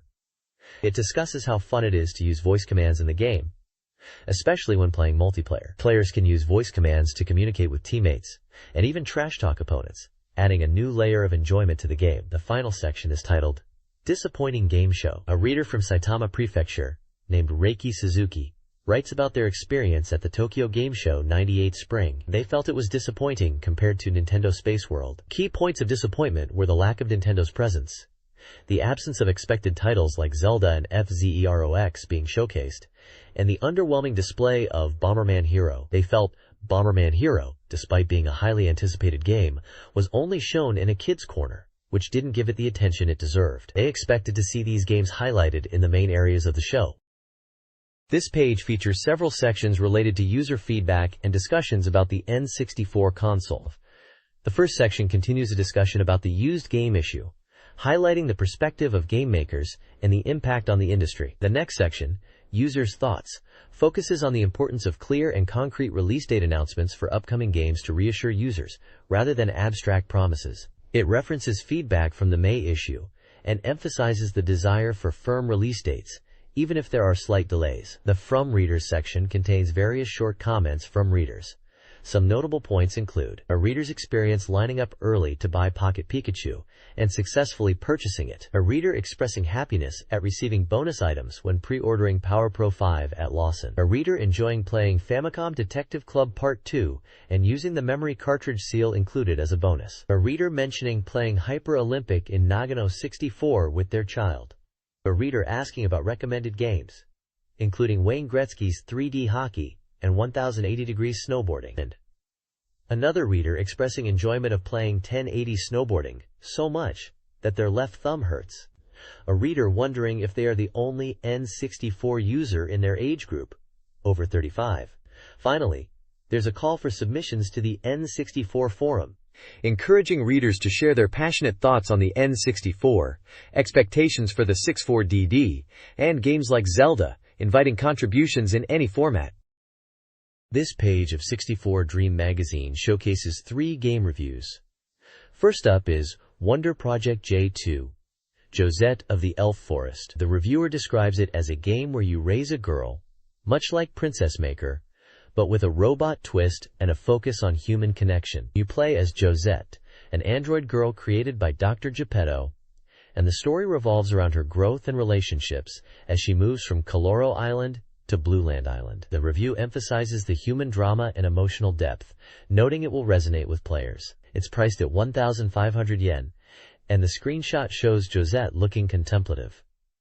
Next is 1080 Degrees Snowboarding. This review raves about the graphics and BGM, creating an immersive snowy experience. The reviewer is impressed with the course design, especially the Crystal Rupee course, highlighting the thrilling sense of speed and satisfying snowboarding feel. They suggest it's addictive and perfect to play year-round, even after the winter sports season ends. The screenshot shows in-game snowboarding action. Finally, there's Shin Nippon Pro Wrestling Tukon Road. The reviewer praises this wrestling game for capturing the essence of pro wrestling and making it accessible and enjoyable, even for newcomers. They address potential concerns about wrestling games being complex, assuring that even beginners can easily pull off impressive special moves with just 3 buttons. The highlight mentioned is the 4-player Battle Royale mode. This title remained a Japan-exclusive release. This page features 2 game reviews. The first review is for Yoshi's Story. The reviewer questions if it should be considered a picture book genre instead of an action game due to its warm and gentle atmosphere. They discuss the graphics, sound, and the overall feeling of warmth, but note that the difficulty is also a significant factor. They compare the difficulty to the Super Donkey Kong series, suggesting that players might be more focused on clearing the game rather than appreciating the aesthetic warmth if it were too difficult. The second review is for 1080 Degrees Snowboarding. The reviewer recalls the game's release on September 27, 1996 for the N64, mentioning it was released around the same time as Wave Race 64. It felt 1080 degrees. Snowboarding was very impressive. They highlight the freshness of the game, especially the realistic snow quality and sound effects, describing the feeling of snowboarding and performing tricks as very rewarding. They mention that it evokes a feeling of summer nostalgia, and the reviewer felt a similar freshness to Wave Race 64. But this game feels new and unique in its own way, especially with the improved graphics. Finally, there is a call for readers to submit dream impressions of N64 software, offering toy vouchers as a reward for selected submissions. This page is an Akihabara price survey guide for N64 games from 64Dream Club magazine. It presents a ranking of popular games based on votes, with Mario Kart 64 at the top, followed by Star Fox 64, Super Mario 64, and Yoshi's Story. The survey report highlights that Mario Kart 64 remains the #1 game, and that 1080 Degrees Snowboarding is a new entry at 22nd place. The report also discusses the market prices in Akihabara, noting that Pocket Pikachu is in short supply and can sell for as high as 5,980 yen, exceeding its retail price. The page provides a price list for a wide range of N64 titles and explains the columns in the chart, including Akihabara Original Price, BB, Battery Backup, Vibration, and CP, Controller Pack. This page is an advertisement for a Pokemon merchandise special feature.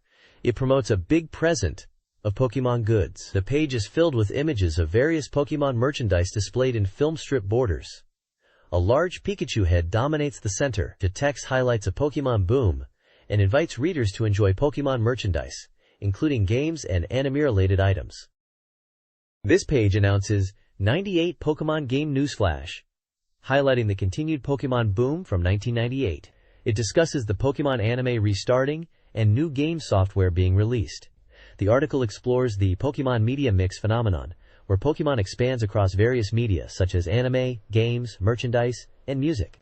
The Pokemon Chronicles section details key dates in the Pokemon timeline. February 28, 1996, marks the release of Pocket Monsters Red and Green on Game Boy, noting initial shipments of 130,000 units, which grew to 8 million. April 15, 1996, saw the release of Pocket Monsters Blue and a Mew present campaign in CoroCoro Comics. October 15, 1996, is noted for Pokemon Blue sales reaching 610,000 units, and pre-orders starting for Koro Comics Special Edition Pokemon Blue.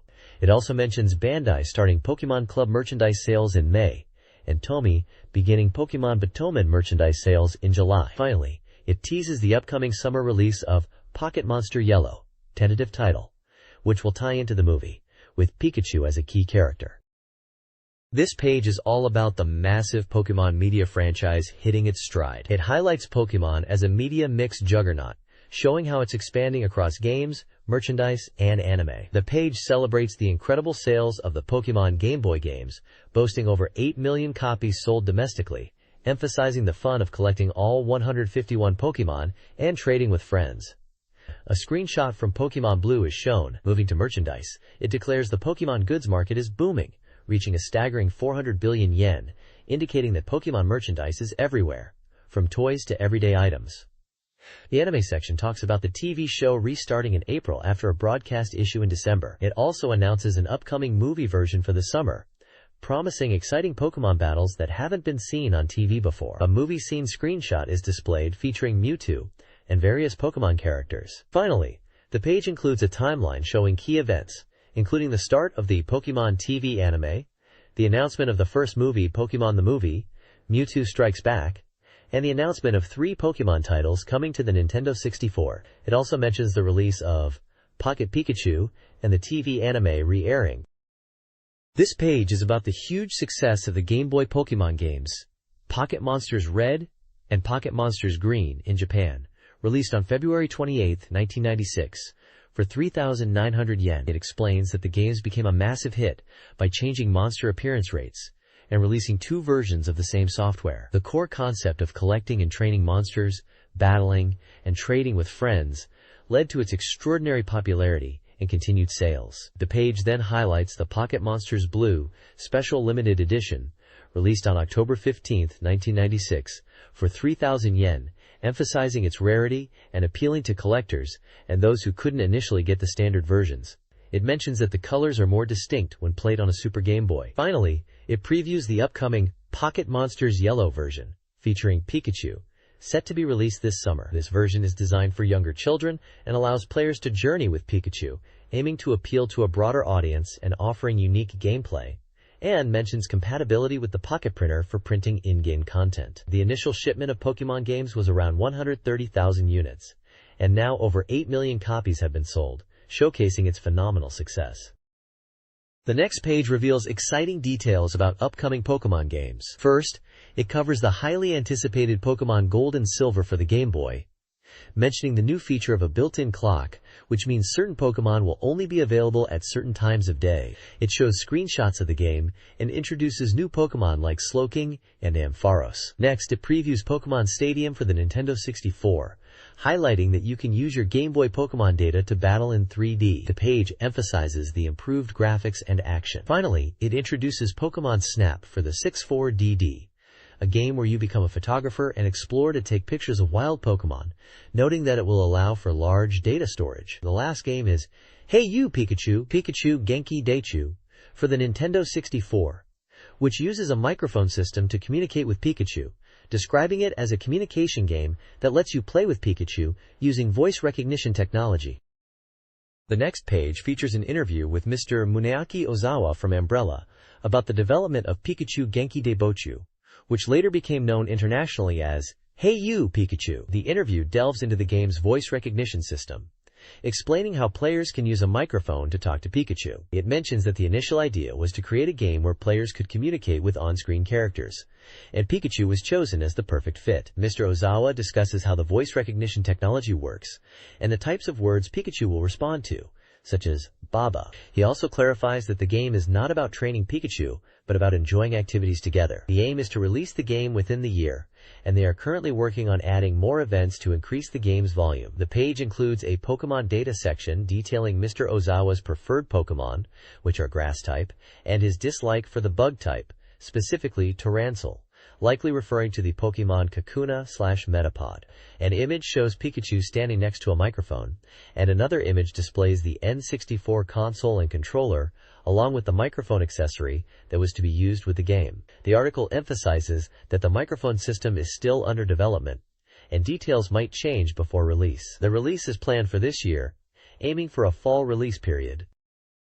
This page is showcasing a range of Pokemon food products from Nagatanyan, emphasizing the popularity of Pokemon-themed goods. The article highlights products like Pokemon Curry, Furikake Seasoning, Rice Balls, and Ochazuke. An interview with Saito and Ishii from Nagatanyan discusses the development and success of these items, and they mention new products like microwavable cupcakes launching in May. A campaign with original goods is also planned for June to August, including a Satoshi backpack as a 4-item set present.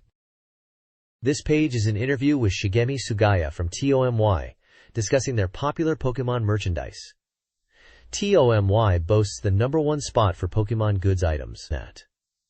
The interview touches upon the Monster Ball collection, which releases new items monthly, and the Hand of Palm series. They mention the popularity of Pokemon being driven by the anime, and how user feedback has shaped their product line, leading to items for a wider audience, even adults. Looking back, they recall the Exploding Brothers Let's Go being popular at the toy show previously, and how that event sparked the idea to commercialize Pokemon goods after seeing kids' interest. Future product lineups include new plush toys, with Pikachu being a hit, and they are planning new releases for winter, continuing with the Hand of Palm series. Upcoming products mentioned are Noisy Meowth and Wobbling Psyduck figures, alongside Slowpoke Hot Springs themed bath salts. The page also includes a Pokemon data section where Shigemi Sugaya states their favorite Pokemon is Snorlax. Images showcase various Pokemon figures and merchandise, including the Monster Ball collection and larger scale figures.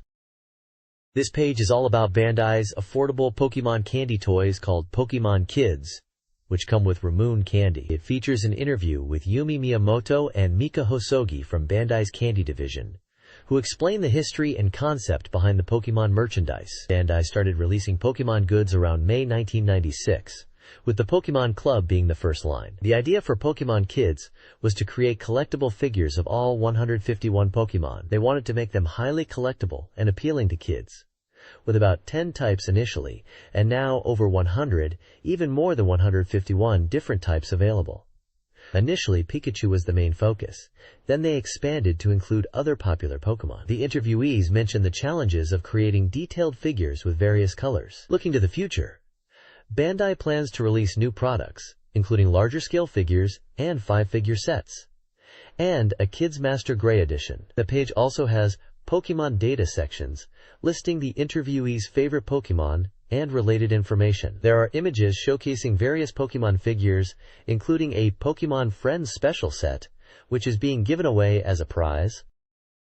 This page is an interview with Yoshikawa Sioji, a planner and animator involved in projects like Bakusu Kyudai, Let's Go, and Pokemon. The interview focuses on the Pokemon anime restarting on TV and the upcoming movie. Yoshikawa discusses the reasons for rescheduling the anime broadcast due to an incident in December, and the decision to re-air episodes from the beginning. He mentions that the broadcast will now be every Thursday at 7 p.m. He also talks about the movie Mewtwo's Counterattack, and reassures fans that despite production delays due to the incident, the movie is still being worked on with great enthusiasm and will feature exciting battle scenes. He also notes that the animation quality will be excellent, with Pokemon moving in a very Pokemon-like way, making it a fantastic piece of work. The page also includes a Pokemon data box, listing information about the Pokemon games Red, Green, and Blue, and includes details like the number of Pokemon in the Pokédex, 151, and examples of Pokemon like Gengar and Strike. Additionally, there's a section about a movie press conference, where voice actors, including the voice of Satoshi, Ash Ketchum, Matsumoto Rika, and others, are pictured holding Pikachu plush toys. The atmosphere at the conference is described as lively. This page is all about the upcoming theatrical release of the Pokemon movie Mewtwo Strikes Back, and the accompanying short film, Pikachu's Summer Vacation, for summer 1998. It's advertising the movie as a chance to see Pokemon battles on the big screen that you can't see on TV, and advance tickets are on sale now for the Toho Western movie theaters across Japan during the July summer vacation. The page also lists the staff and voice cast for both films, including the voice actors for Ash, Pikachu, Misty, Brock, Jessie, James, and Meowth. Below this, the page discusses the ongoing Pokemon boom, noting that adults are also playing the games and buying merchandise, making Pokemon a big part of the summer. There's also a Pokemon data section that shows someone's in-game details, such as owning red, blue, and green versions, knowing all 151 Pokemon, liking Charmander, and disliking Gyarados. This excerpt from the N64 Question Box, Volume 21, addresses reader inquiries related to Nintendo 64 games. Hanbu Yoshitomo from Nintendo's Public Relations Department answers questions primarily about The Legend of Zelda. A key announcement is the delay of The Legend of Zelda to autumn, despite its initial planned release in April. The delay aims to enhance quality and meet fan expectations. The large 256 megabytes capacity is attributed to the game's expansive map, numerous characters, and varied actions, including multiple versions of Link. The text also highlights Yoshi's story and includes a brief profile of Hanbu Yoshitomo. This Q&A section focuses on the Nintendo 64 and upcoming releases. The Legend of Zelda experienced production delays and is now slated for an autumn release, followed by the 64DD. The software release schedule beyond 1080 snowboarding is still uncertain, with games like F-Zero X, Banjo-Kazooie, Pokemon Stadium, and Zelda under consideration. More details are expected around E3. A temporary N64 Double Plan initiative aims to boost the console's popularity, focusing on the launch of Pocket Pikachu and a commercial campaign designed to revitalize the N64 brand and Project Energy. This Q&A addresses fan inquiries about Nintendo 64 and 64DD games and upcoming events. Pokemon Stadium was prioritized for a cartridge release to reach a broader audience before the 64DD launch, aiming for a summer release and a potential Pokemon League tournament. Likely simultaneous 64DD software includes the Mario Artist series, with an F-Zero X expansion disc featuring a course editor planned for later. A Game Boy Zelda title and Banjo-Kazooie were highlighted as potential hidden gems, while Ultra Donkey Kong was also a possibility. At the Tokyo Game Show in November, Nintendo will heavily feature Pokemon and Zelda, aiming for an immersive experience. Screenshots of Pokemon Stadium, Mother 3" logo, a photo of the Nintendo booth at E3, and a map of the Tokyo Game Show are also present. This FAQ addresses several Pokemon-related questions.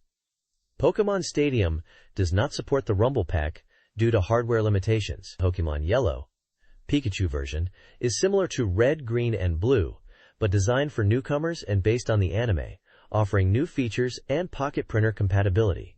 The delay of Pokemon Gold and Silver is attributed to health issues, increased workload from new content, and more rigorous quality checks, not colorization. Finally, the response refutes the idea that Nintendo is overly reliant on Pokemon, citing strong Game Boy software sales and development of new games and products, while referencing Diddy Kong Racing as an example where Pokemon branding might have boosted sales.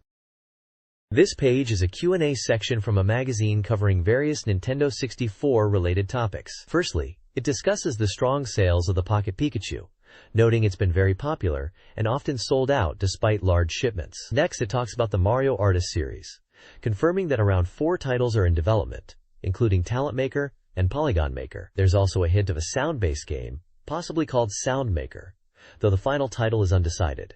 It also mentions the Capture Cassette, which allows for video input and implies compatibility with the audio features of the Mario Artist series. Then, it addresses whether a video camera is needed to play Talent Maker. The answer is no, as players can use preloaded faces or even draw their own or friends' faces to enjoy the game, highlighting its playability even without a camera. Finally, it tackles the issue of Yoshi's story being potentially overstocked and leading to price reductions. It explains that initial shipments were for Christmas and were intended to be large. However, despite selling out quickly initially, subsequent large shipments coincided with players buying other games, resulting in an oversupply of Yoshi's story and subsequent price drops in stores. The article expresses sympathy for the developers and the magazine itself due to this market situation.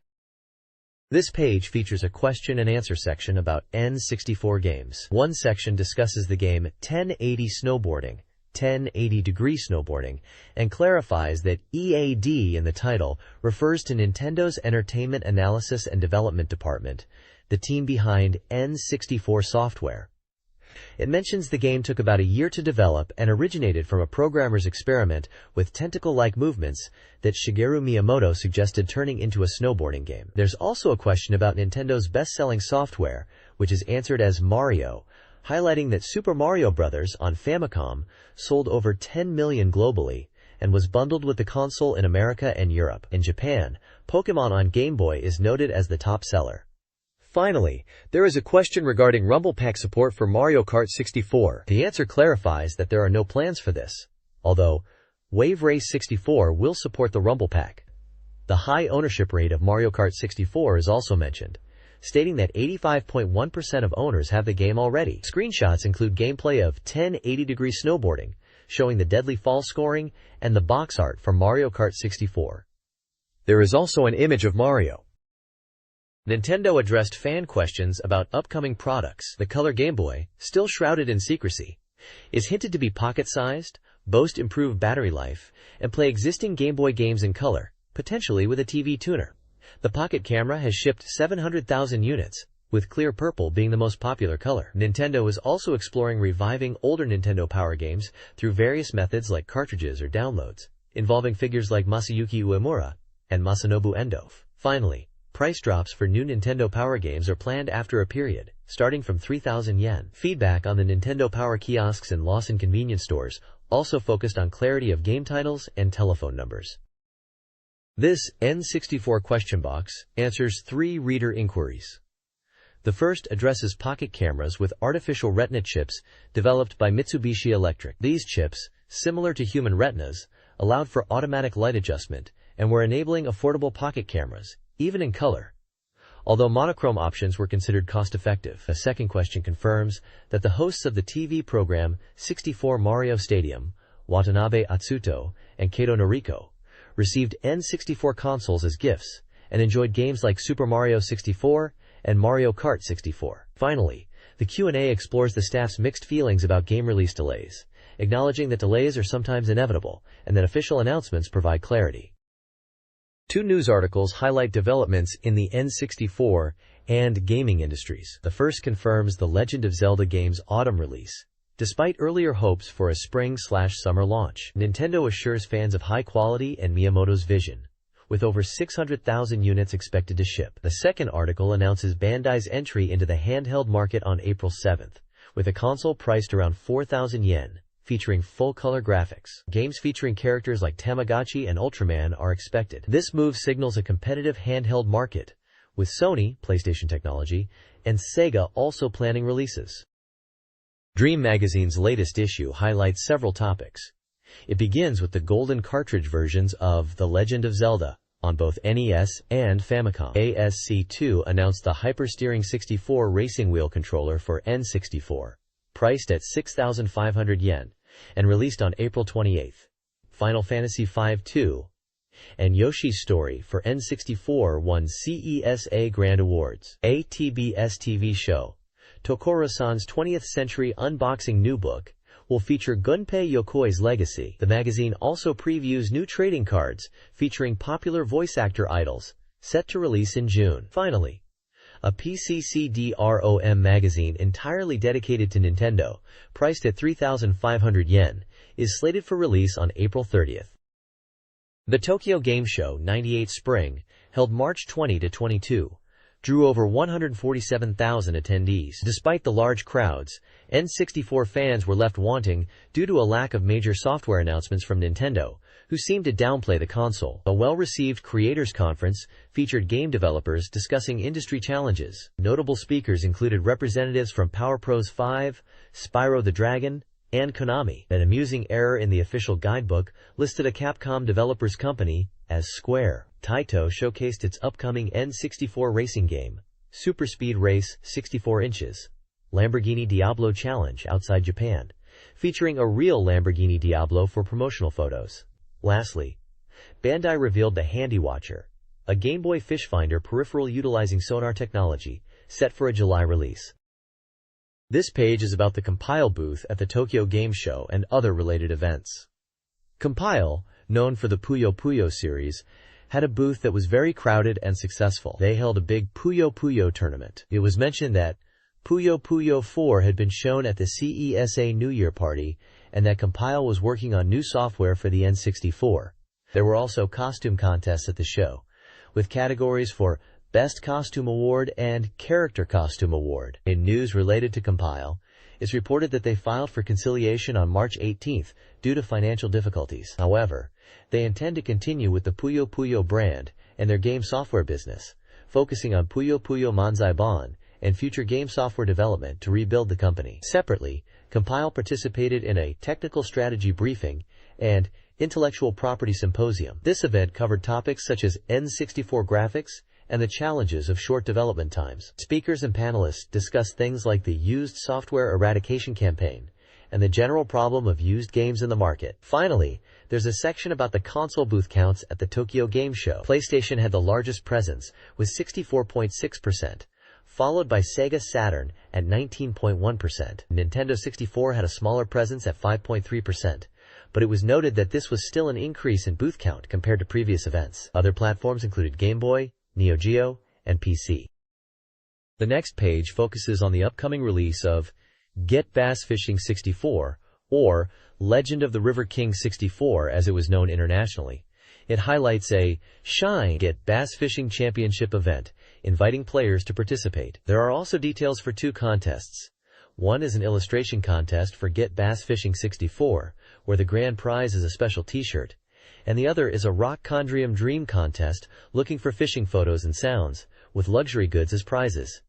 The deadline for entries is the end of May. Interestingly, there is also a section discussing a Virtual Boy fishing game, mentioning a scene where someone is playing it and the editor's thoughts on who is playing it. Finally, there's a timeline showcasing previous Get Bass Fishing games releases from 1990 up to 1998, including titles like River King and Ocean Fishing, on various platforms such as Game Boy, Super Famicom, and PC Engine.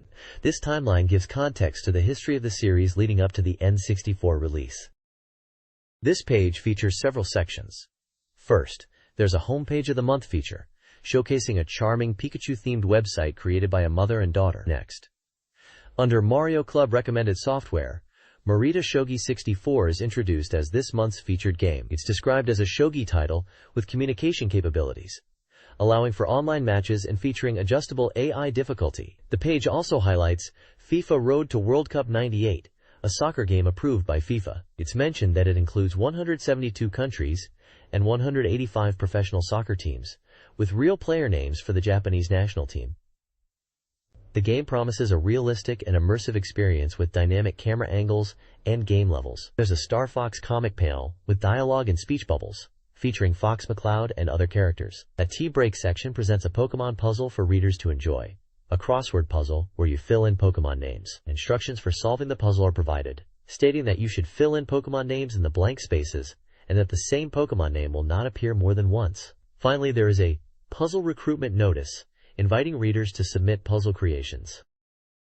This page is a comic strip titled Release Zelda Already! Link's Little Room, and it's all about the anticipation for the new Zelda game, which would be The Legend of Zelda, Ocarina of Time. We see Link looking really glum, and Mario comes along playing a tune to cheer him up. But Link is clearly worried about something. Mario asks what's wrong, and Link admits he's concerned that the Zelda game might get delayed again and end up being released next year. Mario tries to reassure him that this won't happen. The comic strip is a funny take on how eager everyone was for Ocarina of Time, and the common fear of release delays back then. Even a Deku Scrub and a Kuko make an appearance at the end, adding to the humor. This page is a humorous manga strip featuring Mario and Link, centered around the topic of a game release delay, implied to be for a Zelda title. The comic opens with Mario revealing the reason for the delay may be attributed to Miyamaya, seemingly referring to Shigeru Miyamoto. Luigi then appears, comically shooting something, possibly causing the delay. Link is depicted as concerned and wonders if the culprit is indeed Miyamoto. Mario attempts to cheer Link up, stating they should be happy as the game will be good due to the wait. The comic then introduces a fan letter from an Octorok in Hyrule, complaining about the long wait. Mario and Luigi comically react to the angry fan letter by shooting at it. The strip concludes with Mario advising good children to wait until autumn and humorously addressing a reader named Hongu, implying they might be impatient, ending with a message to simply wait. The overall tone is light-hearted and relatable to the anticipation surrounding game releases. This page is showcasing a feature called Bistro 64, which presents Edible Pikachu, described as a super masterpiece. The article talks about how Pokemon animation is back, and fans have been waiting. For those who think Pikachu is cute and might even want to eat it, they've created this edible Pikachu. It acknowledges some people might find it too cute to eat, suggesting that if you can make Pikachu well, you could also try making edible Jigglypuff or Snorlax. The page features images of different edible Pikachu creations with sound effect captions like pie, ka, chew, and ooh. The page is credited to Aki Fukumoto for cooking and text, and Masato Kato for photography and cooperation.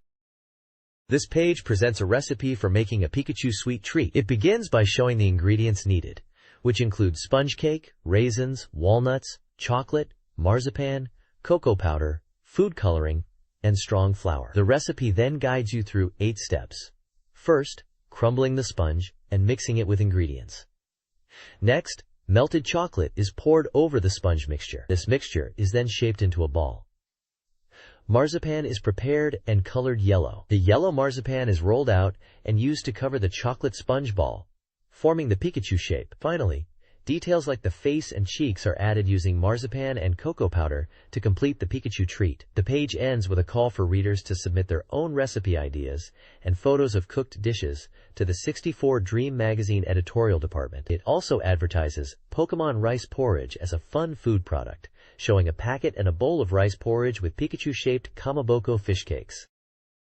This page is titled Erebon Pokemon Paradise and announces a next issue important announcement. Poop! It seems to be a humorous comic strip featuring characters resembling Princess Peach from the Mario series and Pokemon characters. The comic starts with Peach looking bored, saying she is disappointed that there are no fun spring events. The Toads agree and have a bad feeling about it being boring. Peach then suddenly gets an idea, exclaiming, "That's right!" and suggests inviting Pokemon to have a party. The comic then introduces Princess Peach's karaoke contest, where players can win 64 prizes, presumably Nintendo 64 related. Jigglypuff is shown singing with a microphone and being praised for its beautiful voice. In the final panel, Peach is judging the karaoke and gives a score of 9.5 while the Toads look exhausted. Peach mentions she is happy if everyone is happy, and a 64 is highlighted, further reinforcing the Nintendo 64 theme. Overall, the page is a lighthearted advertisement or announcement related to Pokemon and Nintendo 64. Likely promoting an upcoming event or contest within the magazine, centered around a karaoke contest with N64 prizes. This page is a manga strip featuring Pikachu and Princess Peach in a singing contest. Pikachu, contestant number 7, is introduced as having an original song. Peach anticipates a cute singing voice because Pikachu is cute. However, when Pikachu sings, it's terribly tone-deaf and has a hoarse voice. Despite the awful singing, Peach declares Pikachu the winner, much to the dismay of another unseen contestant who complains about the unfairness of the decision. The manga is by Erebon Shida. This page is dedicated to fan art submissions, titled, Wow! Mario Parent Squad, and showcasing illustrations of the Special Hall of Fame. The editorial team, consisting of Keen News Corps, Peach Information Department, and Mario Parent Squad leader, discuss the illustration themes. This month's theme is 1080 degrees, and next month's will be Mario and Luigi. They note a recent decrease in Mario-themed submissions. The page features 8 fan art submissions. One depicts Zelda from The Legend of Zelda, Ocarina of Time. Another shows a child riding a Dragonite from Pokemon in a scene reminiscent of Koopa Beach from Mario Kart. There's art inspired by Bomberman Hero, and another possibly inspired by Yugen Kaisha, Chikyu Buigun. One artwork seems to be based on a fighting game like Tekken, while another features anime characters alongside Star Fox elements. A samurai character is also depicted, referencing Star Fox's wireframe style. Finally, there is a close-up drawing of Mario's face. Each artwork includes the artist's name and prefecture, and a short comment. A cartoon strip at the top right humorously depicts Princess Peach being captured by a Miria Queen, with Mario in a military general's outfit and Bomberman reacting to the situation. This page is themed around 1080-degree snowboarding, showcasing fan art submissions related to the game. The top portion displays various illustrations of characters from 1080-degree snowboarding, like Kensuke Kamachi, Ricky Winterborn, and Hayami Akari, with comments from the magazine team praising the artwork style and interpretations. Below this section is Illustration Fan Letters, which features fan-submitted drawings and comments about various N64 games. One letter praises the illustrations of a person named Kirishima Naruko, particularly enjoying the coloring and cuteness. Another letter addresses Okazaki Hiroyuki and mentions enjoying their Pokemon illustrations, specifically suggesting they draw Pokemon like Goldeen and Metamon. Further fan art includes drawings of Bomberman characters and Mario characters alongside Wario. One fan letter mentions being captivated by the 4 panels of Midori Boy's work. Another fan letter directed to Okinajuki praises their Josephine and Fantome fan art and mentions they are a JoJo's Bizarre Adventure Part 5 fan. This page presents a collection of fan art submitted by readers, featuring illustrations from various video game franchises. Notable entries include Star Fox 64, Fox McCloud, a piece referencing Chrono from Arba Order, and several Legend of Zelda drawings, including Link and Zelda, and a dramatic depiction of Link vs. Ganondorf. Other featured games are Tactics Ogre, Cardcaptor Sakura, Donkey Kong Country, Star Ocean, The Second Story, Super Mario, Peach and Mario, Pokemon, Pikachu and Jigglypuff, Fire Emblem, Genealogy of the Holy War, and Donkey Kong. The artwork showcases a variety of styles and subject matter, including characters, scenes, and fan-made concepts, with accompanying comments from the artists. The next page showcases creative contributions from readers. Funny Shapes presents humorous character designs, including a root-like creature called Nassie that looks strangely uncheerful despite standing upright, and Patternhead, a bug-like design that is apparently shocking to bug Pokemon fans. The 4-panel Cartoon House section features user-submitted comic strips. One strip depicts a Metapod and Bulbasaur in a dramatic scene, referencing Golgo 13. Another features a cute Mario scenario, mentioning Mario's story, which we know as Paper Mario outside of Japan. There's a strip about the Mario brothers with Luigi in tears, and another with a melancholic Pikachu smoking on a Pokeball, referencing Top Gear Rally. A Yoshi-themed comic revolves around watermelons. And lastly, a comic with Digimon-esque characters humorously discusses a fever. Below, there is an announcement for an illustration contest, encouraging submissions of character illustrations and 4-panel manga, with details on submission guidelines and prizes offered by the 64Dream editorial team. Finally, the page lists contributors who have achieved rank promotions and regular membership within their community, organized by rank and region. This page from the Dream Technique Palace section reveals pre-release information for Bomberman Hero, focusing on a special bonus mode unlockable using the Joy-Card 64 controller. By connecting the Joy-Card 64 and setting its rapid-fire mode to Hue mode, players can access a hidden bonus mode on the File Select screen when powering on the console. This mode features a separate 3-stage story where Bomberman destroys enemy bases on Punpori Star, a pink satellite of Bomber Star.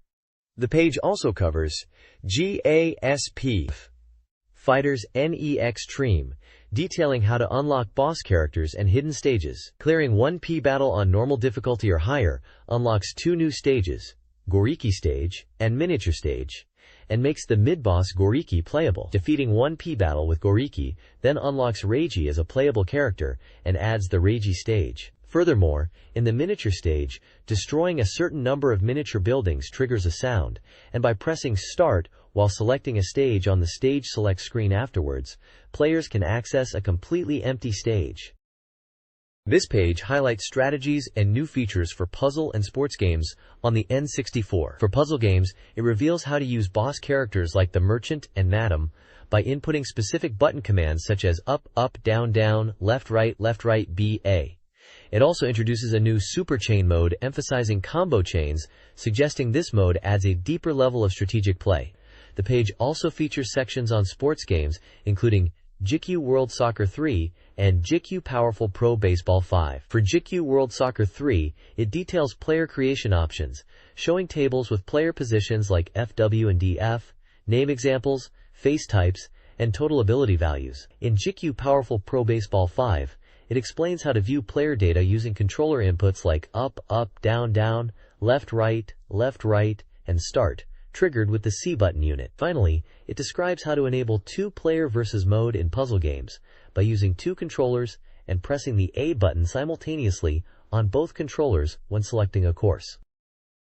This document provides gaming tips and secrets for Nintendo 64 games, specifically focusing on GQ Powerful Pro, Yaku 5, 1080 Degrees Snowboarding, and GASP Fighters NEXtreme. For GQ Powerful Pro Yaku 5, tips include increasing team players through substitutions, changing the pitching area using the start button, manipulating player condition in versus mode, and creating bugged players via passwords like Mima Mima. 1080 degrees snowboarding secrets involve a bug course in the Mountain Village stage, accessed by exploiting a steep uphill road and the appearance of your saved ghost in the opening movie. GASP Fighters NEX Dream Tips detail 2P color selection by using the L and R triggers on the character select screen and entering a gauge off mode on the VS screen by holding L and R to hide gauges and display stage music names using the A button.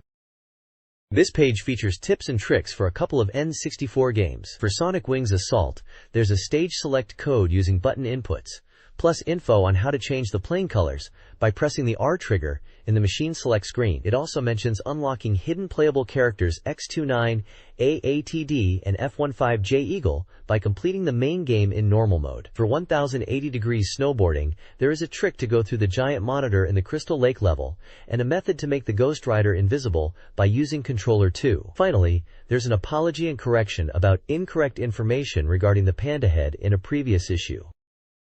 This page previews upcoming Nintendo 64 software, with release dates mostly undecided, but more info expected in May. Games highlighted include several RPGs, Mother 3 Nintendo with a moving story, Super Mario RPG 2 Nintendo with updated features, L-Tale Imagineer focusing on revenge and magic combinations, and Hybrid Heaven Konami with strategic battles. Action games include The Legend of Zelda, Ocarina of Time Nintendo, set for autumn 1998 cartridge release, Banjo-Kazooie Nintendo, also slated for autumn and aiming to surpass Mario 64, Ultra Donkey Kong Nintendo, now for cartridge release with more info at E3, Conker's Quest Nintendo, a Rare developed adventure, and Kirby 64 Nintendo, being rebuilt with combined gameplay elements. This article previews upcoming Nintendo 64 games. Super Mario 64 2, provisional title, from Nintendo, will feature Luigi and explore the story from both Mario and Luigi's perspectives. Konami's Akumajo Dracula 3D, also known as Castlevania 64, promises clean graphics and a dark atmosphere. Hudson's Bomberman Hero, released in April 1998, allows Bomberman to fly and swim. Super B-Daemon Battle Phoenix 64, also from Hudson, July 1998, features B-Daemon battles and varied content for up to 4 players. Other games include Ubisoft's Tonic Trouble, Hudson's Last Legion UX, Konami's Rakuga Kids, Banpresto's Super Robot Spirits, Imagineer's Fighting Cup, Culture Brain's Flying Dragon 2, Nintendo's Jungle Emperor Leo, and Hudson's Kindaichi Case Files, each with varied gameplay styles and release dates. This article previews 12 upcoming Nintendo 64 games, spanning various genres. Simulation games include SimCity 64 Asterisk and Asterisk Simcopter 64, allowing city creation and helicopter flight, and Asterisk Cabbage, a creature raising and trading game. Flight simulators like Hyperdimension Fortress Macross, Another Dimension, and Asterisk Flight Simulator are also showcased. Please. Monster Time is a progressing game with user-submitted characters. Puzzle games Bio Tetris and Asterisk Wrathful Tarot Challenge. Puzzle 64 Asterisk utilize player input and picture matching, respectively. Shooting games make up a majority of the list. Body Harvest features alien combat. Star Soldier. Vanishing Earth revives the classic series. Buck Bumble involves a cyborg bee saving the insect world, and Asterisk Blade and Barrel is a potentially cancelled demo. Release dates and development status vary across the titles. Several N64 games are previewed, with varying release dates and development stages. Kemco's Knife Edge, tentative, is a shooting game. Imagineers. Super Dimensional Niter Pro Baseball King, 2 inches baseball sequel is delayed, but aims for enhanced visuals and customization. Culture Brain's Ultra Baseball Real Name Edition 64 features an Ultra mode. Konami presents GQ J-League Perfect Striker 2 inches for the J-League and World Cup, alongside GQ World Soccer World Cup France 98 for the World Cup. Electronic Arts' FIFA Road to World Cup 98 inches promises a global soccer experience. Imagineer also has Snow Speeder, a reworked snow sports game. Kemco's King Hill 64 Extreme Snowboarding is a story-driven snowboarding game. Nintendo is developing NBA Basketball, and a golf game rumored to involve Kirby. Hudson's Let's Smash has limited details, and Imagineer's Kirato Kaiketsu 64 Tantaden is nearing completion. Upcoming N64 games include a variety of genres. Mahjong gets a contender in Pro Shinan Mahjong Hei. Bakusho Jinsei 64 Mezase. Resort O lets you build a resort. 64 Trump Collection offers 15 card games with an Alice in Wonderland theme. Racing titles feature FZEROX, delayed from June, Super Speed Race 64, Choro Q 64 Penny Racers, and Rev Limit. There's a mysterious, unannounced racing game. Other games include Cavalry Battle 3000, Futuristic Battle Race, Extreme G, high-speed bike racing released overseas, Jissen Pachisuro Hishuhao, Pachisuro Simulator, and Pachinko 365 Days, Pachinko Parlor Management.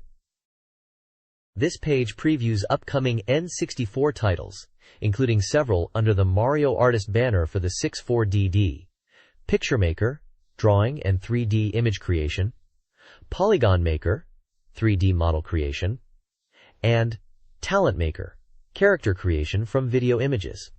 Pokémon Stadium is slated for summer 1998 with updated graphics. Pokémon Snap for 64DD is delayed. Pikachu, Genki Daichu, Hey You Pikachu, will use voice recognition. Other titles include Giant Doshin, growing character building mountains and rivers, and Animal Leader, simulation with human/animal interactions. Nushi Tsuri, 64 inches, Legend of the River King 64, invites fishing-related content. Dizemon 3D, June 1998, is a shooting game creation tool. Overseas titles with potential Japanese releases are Wreckin' Balls, racing/action with ball-based gameplay, and Forsaken, space shooter. This page is an advertisement for a Reader Prize giveaway, featuring a variety of items. Up for grabs is a Nintendo 64 console itself, along with sets of colorful N64 controllers. Pokemon merchandise is heavily featured, including figure sets, plastic models of Pokemon like Pikachu and Mew, and even Pokemon-themed food products like curry and Ochazuke. Konami goodies are also available, with a selection of Game Boy games and a powerful Pro-Kun dolls.